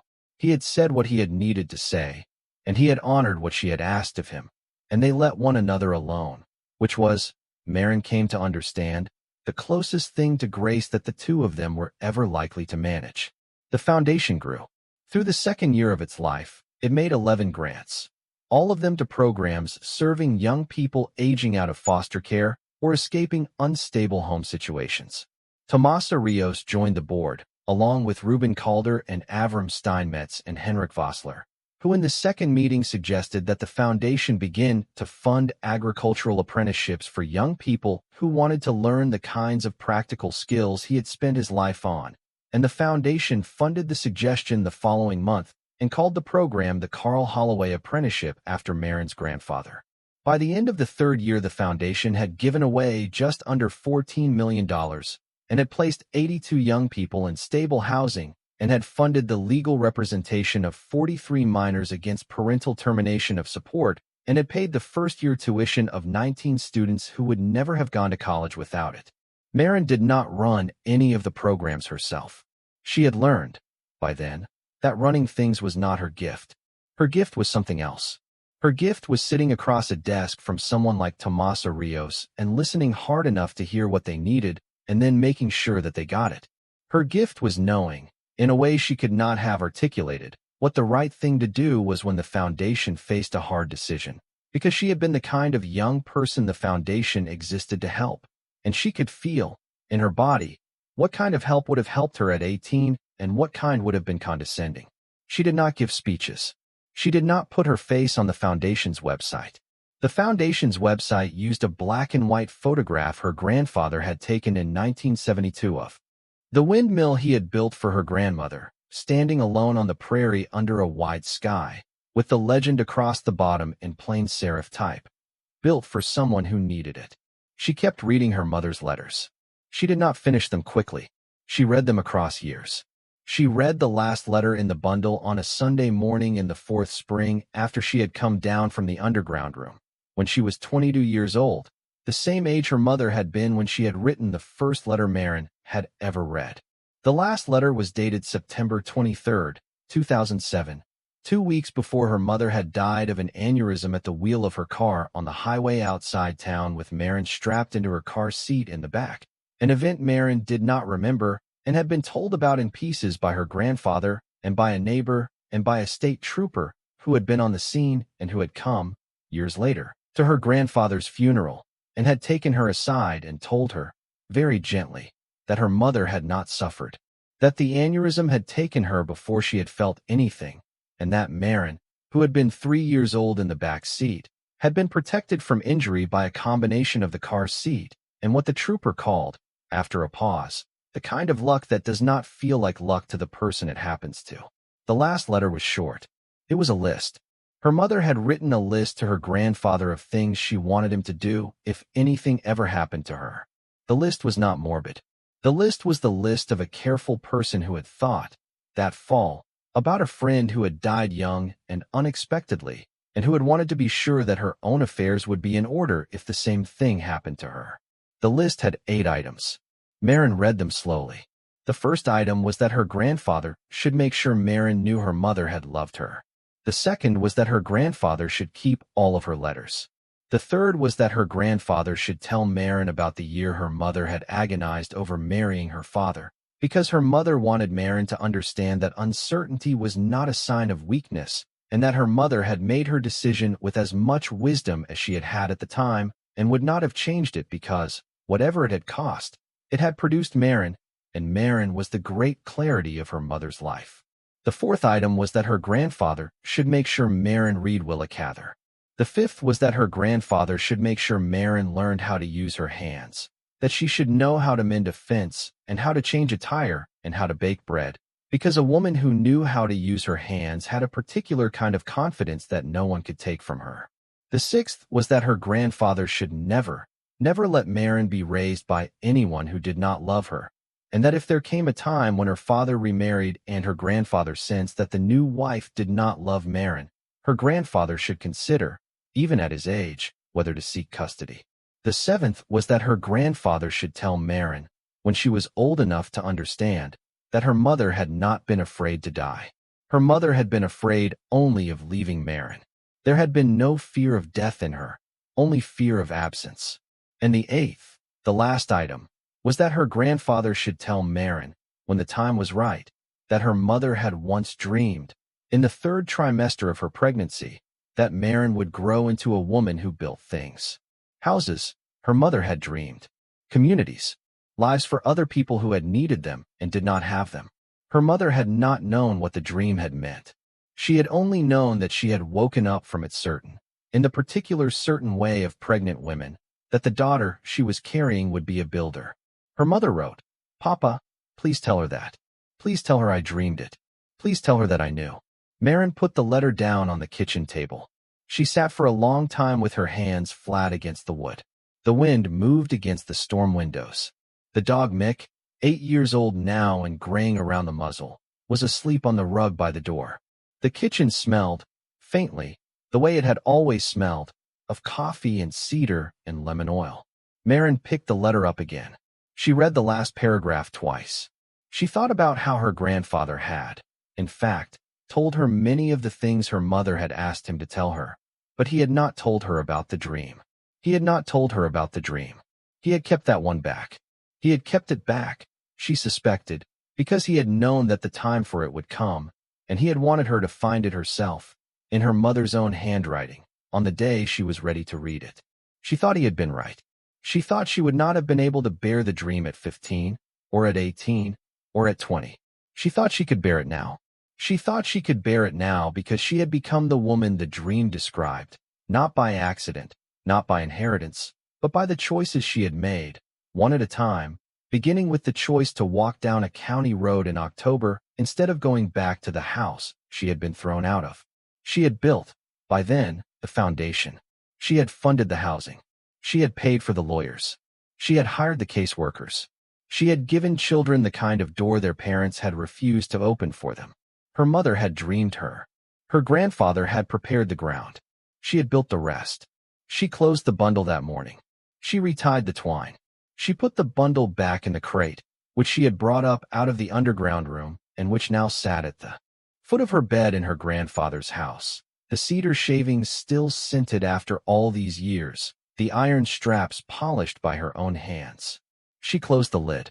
She walked out of the bedroom and through the living room and out the front door onto the porch, and she stood for a long time looking down the quiet street with her hands in the pockets of her grandfather's old cardigan, which she had taken from the hall closet on her first day in the house and worn every day since. The morning was cool. The leaves were beginning to come back on the trees. A car passed at the end of the block, slowly, the driver an old woman Maren recognized from church, who lifted her hand from the wheel and waved, and Maren waved back. She thought about her grandfather. She thought about how he must have stood on this porch on hundreds of mornings exactly like this one, in this same cardigan, with the same wave to the same neighbors, and how he must have been thinking, in some of those mornings, about the room beneath the windmill, and about the letters in the cedar crate, and about the granddaughter who would someday find both.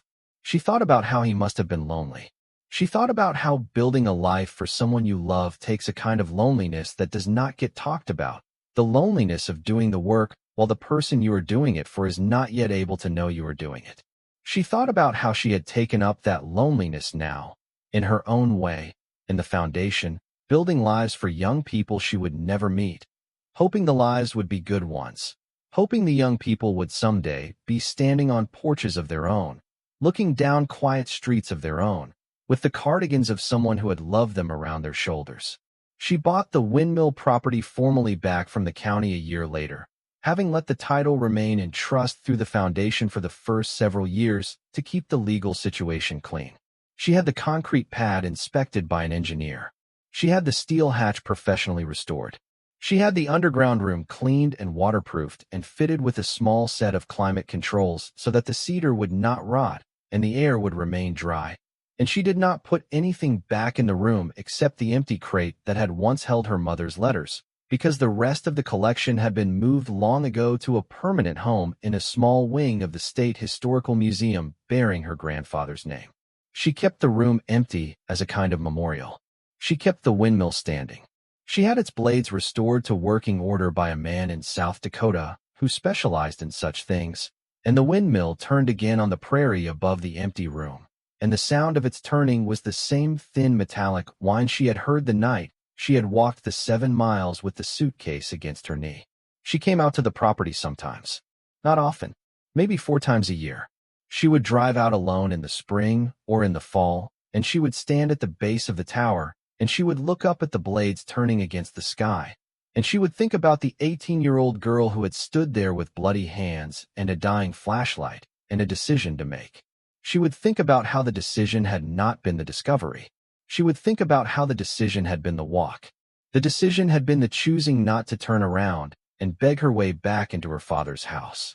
The decision had been the 7 miles. Everything that had come after the 7 miles had been a gift. The 7 miles had been hers. The 7 miles had been the thing she had given herself, by herself, without anybody's help, in the dark, at 18, when she had no reason to believe anything would ever be all right again. She would stand at the base of the windmill and she would say, sometimes, out loud, into the wind, thank you. She did not know to whom. To her grandfather. To her mother. To the girl she had been. To the woman she had become. To the wind itself, which had carried her into a future she could not have imagined, and which now carried other young people, hundreds of them by the time she was 30, into futures of their own, through the foundation, through the work, through the slow, patient building of doors for people who had not known any door would ever open for them. She would say thank you, and then she would get back in her truck, and she would drive home down the county road to her grandfather's house, and she would feed the dog, and she would put the kettle on, and she would sit at the kitchen table where she had sat as a child, and where she sat now as a woman, and she would begin, again, the work of the next day. The windmill is still standing. The foundation is still running. The crate is still at the foot of her bed. The letters are still inside it. The dog Mick is buried under the apple tree in the backyard of her grandfather's house, where he lived to be 12 and died one warm afternoon with his head on her lap and his big yellow eyes watching her until they slowly closed. Henrik Vossler died in his sleep at the age of 88 and left her his yellow lab puppy in his will, a dog named Caesar who is now 6 and who follows her everywhere. Reuben Calder is retired but still meets her for coffee once a month at a diner in Lincoln where they go over the books of the foundation together and where he tells her, once or twice a year, that her grandfather would be proud of her, which she has stopped arguing with him about. Avram Steinmetz still calls her from time to time with news of pieces from her grandfather's collection appearing at auction, and the museum wing is well attended, and a small note beside the display of the 1804 silver dollar identifies it as the gift of Carl Holloway, in memory of his wife Jean and his daughter Elizabeth, and for his granddaughter Maren. Tomasa Rios is on the foundation board. The board has grown to 7 members. The foundation has given away, by Maren's last count, over $41 million. The land beneath the windmill produces nothing. The room beneath the land is empty. The wind still moves. The blades still turn. Some nights when Maren cannot sleep, she stands on her porch in her grandfather's cardigan, and she listens for the sound of the windmill, which is too far away to hear, and she imagines she can hear it anyway, and she stands there until the cold drives her back inside, and she goes to bed, and she sleeps without dreams, because her mother dreamed enough for both of them, and her grandfather built enough for both of them, and the work of her own life is now the work of being awake, every day, too. What they gave her, and of giving the same thing forward to whoever is walking down a county road tonight with a suitcase in their hand and $43 in their pocket and the cold coming up through their shirt. There are many of them. There will always be many of them. The foundation cannot reach all of them. The foundation will keep trying. Maren Holloway is 28 years old. She is not married. She has not had children. She may not. She has not decided. She is in no hurry. Her life is her own, in a way that not many lives are, and she is using it the way she was raised to use it, by her grandfather and by her mother, both of whom are gone, and both of whom she carries forward into every day of the work that remains. There is a small framed photograph on her kitchen table. It is the one her father smashed against the doorframe the afternoon he threw her out of his house. She had it restored. She put it in a new frame. It sits where she can see it when she drinks her morning coffee. Her mother is in it, 25 years old, on the porch of the small frame bungalow Maren now lives in, holding a baby. The baby is Maren.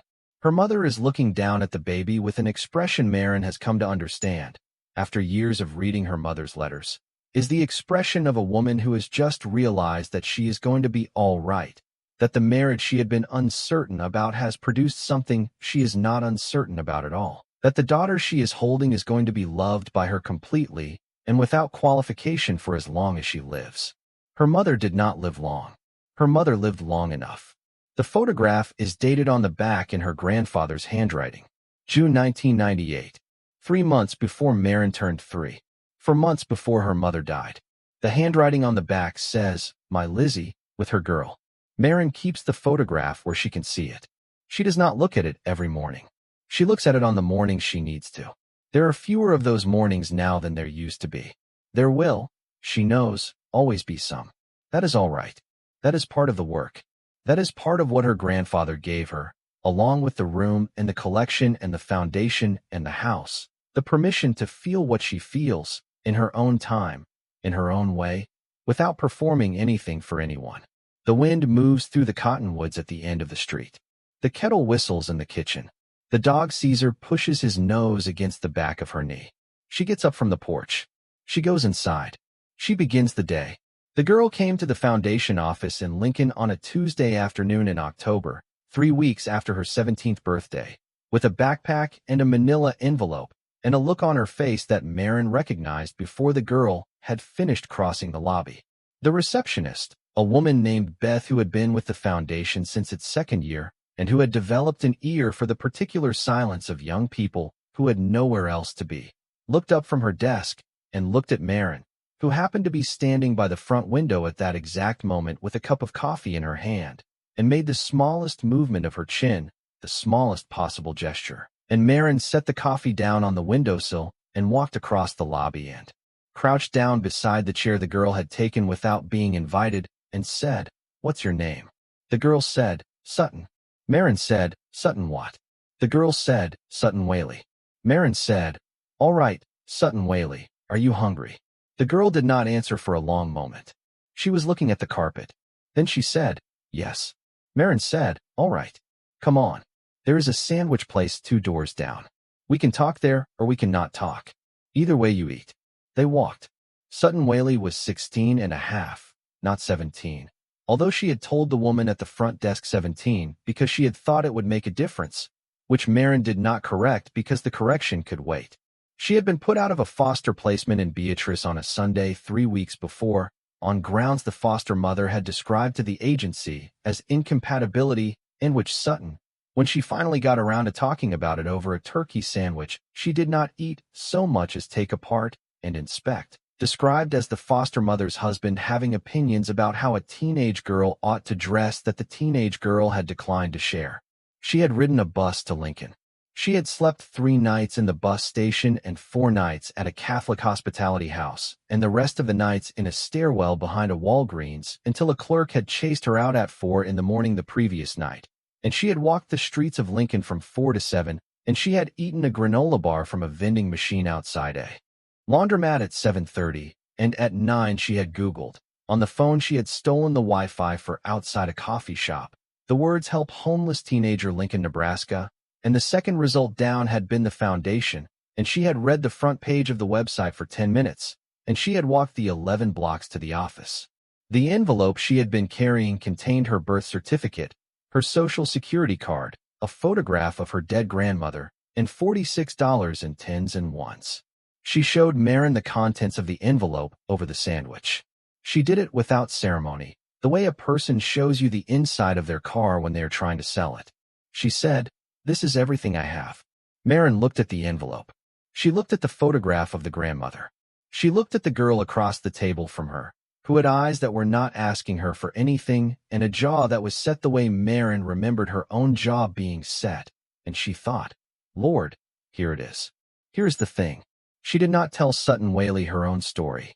The foundation had a rule about it that Maren herself had drafted in the second year, a rule that said the people who ran the foundation would not use their personal histories as currency in their conversations with the young people the foundation served, because the young people did not need to hear how it had worked out for somebody else, and because their attention belonged to themselves, not to the adults in front of them.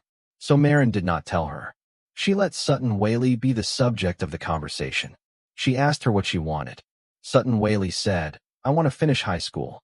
I want a place where I can sleep that nobody is going to put me out of. I do not want to be sent back." Maren said, "All right. None of those things are going to be a problem. We can do all 3 of them by tomorrow afternoon." Sutton Whaley looked at her across the table for a long moment, and Maren could see in her face the precise expression of a person who has been disappointed enough times by adult promises that she has learned to evaluate them with the cold attention of a buyer at an auction. And Maren held the girl's eyes and did not look away and did not soften her face, and did not make any expression that could be read as pity, because pity, she had learned, was the thing that the Sutton Whaleys of the world heard as a closing door, even when the door was supposed to be opening. Sutton Whaley said, "You can do all three of those by tomorrow afternoon." Maren said, "Yes." Sutton Whaley said, "How?" Maren said, "The foundation has an arrangement with a transitional house 6 blocks from here that has a bed open as of this morning. The bed is yours if you want it. The transitional house has a caseworker on staff who will help you enroll in the alternative high school program at the community college, which lets you finish your diploma at your own pace, and which has openings starting the first Monday of every month. You will start on November 4th. The foundation will pay your tuition. The foundation will pay your rent at the transitional house for as long as you are enrolled and progressing, which generally takes between 14 and 20 months. The foundation will give you a debit card with $300 on it today for food and necessities, which will refill on the first of every month at the same amount, until you are working, at which point we will adjust the terms together based on what you are earning. The foundation does not require you to attend any religious service, any therapy session, or any program of any kind that you do not choose to attend. The foundation does require you to call your caseworker once a week, on a day you choose, and to tell her how you are doing. That is the entire arrangement. There are no other conditions. You can leave any time you want. Nobody is going to send you back to Beatrice." Sutton Whaley did not move for a long time. Then she said, "What is the catch?" Maren said, "There is no catch." Sutton Whaley said, "There is always a catch." Maren said, "I know that has been your experience. It is not the experience here. The only thing we ask of the young people we work with is that, somewhere down the road, when they are in a position to, they help somebody else the way we help them. We do not ask it of them in writing. We do not enforce it. It is not a condition. It is a hope. That is all." Sutton Whaley sat very still. Then her face did something that Maren had seen before on the faces of young people the foundation had taken in. A small involuntary collapse of the muscles around the eyes. A brief loss of the architecture they had been holding up for weeks or months. The moment in which the person stopped being on guard for long enough to register that they were no longer in the place they had been guarding themselves against. Sutton Whaley did not cry. She just sat for a few seconds with her face open, and then she pulled it back together, and she said, "All right." Maren said, "All right." Sutton Whaley said, "Can we go now?" Maren said, "Yes." They went. The transitional house was on a quiet residential street with a porch and a yard and a low chain-link fence, and the caseworker, a tall woman named Renata, met them at the door and walked Sutton through the rooms herself. And Sutton's room had a window that looked out at the backyard and a desk under the window and a quilt on the bed that one of the volunteers had hand-stitched the previous winter. And Sutton Whaley sat down on the edge of the bed and put her hand flat on the quilt and did not say anything for almost a minute. Maren stood in the doorway. Renata stood in the hall. Neither of them spoke. Then Sutton Whaley looked up at Maren and said, "What is your name?" Maren said, "Maren Holloway." Sutton Whaley said, "Are you the lady who runs the foundation?"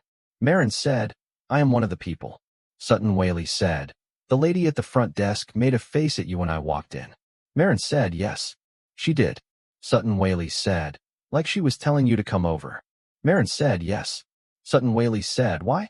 Maren said, "Because she has been at the desk a long time, and she knows what to look for, and she saw it in you, and she knew I would want to be the one to talk to you." Sutton Whaley said, "Why would you want to be the one?" Maren stood in the doorway and looked at the girl on the bed in the room that was now hers for as long as she needed it. And she thought about the answer to that question for longer than the answer required. Because the answer was simple, but the saying of it was complicated. And she wanted to say it in the way Sutton Whaley needed to hear it. Then she said, "Because a long time ago somebody saw it in me, and they let me come in out of the cold, and the deal I made with them was that I would do the same. So I do the same. That is all." Sutton Whaley nodded once. She put her hand back on the quilt. She said, "All right." Maren left her there. Renata stayed. The drive back to the office took 11 minutes. The October light was going gold across the streets of Lincoln, and the cottonwoods at the curbsides were beginning to drop, and Maren drove slowly with the window down a few inches and the cold coming in against her neck, and she thought, as she had thought before and would think again, about the chain of it. The chain of small choices. The chain her grandfather had started in 1972 when he had set the legs of a windmill into a concrete pad and built a room beneath it for a granddaughter he would not live to see grown. The chain Henrik Vossler had carried forward in 1987 by signing a note he had not been asked to sign. The chain Ruben Calder had carried forward in 2013 when he had cashed a check from an old client and put it in a trust account and kept it there for 11 years against a day he did not know would come. The chain Maren herself had picked up in October of her 18th year on a county road with a suitcase in one hand and a broken photograph in the other, in which she had carried, link by link, into a foundation and a boardroom and a desk in Lincoln, in which she had handed across, that afternoon, in the form of a debit card and a quilt and a window that looked out at a backyard, to a 16-year-old girl named Sutton Whaley, who would someday, if the chain held, hand it on to someone else, in some other town, on some other afternoon, when the cold was coming down and the light was going gold and a young person was walking through a door without any idea that anyone had been waiting for them.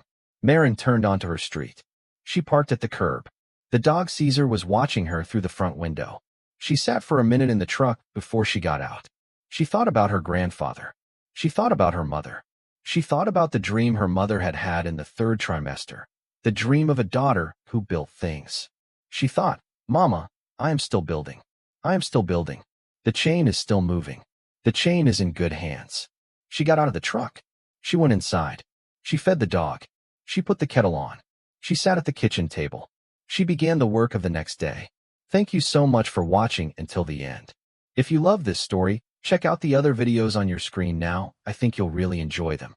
And don't forget to subscribe if you haven't already. See you in the next story.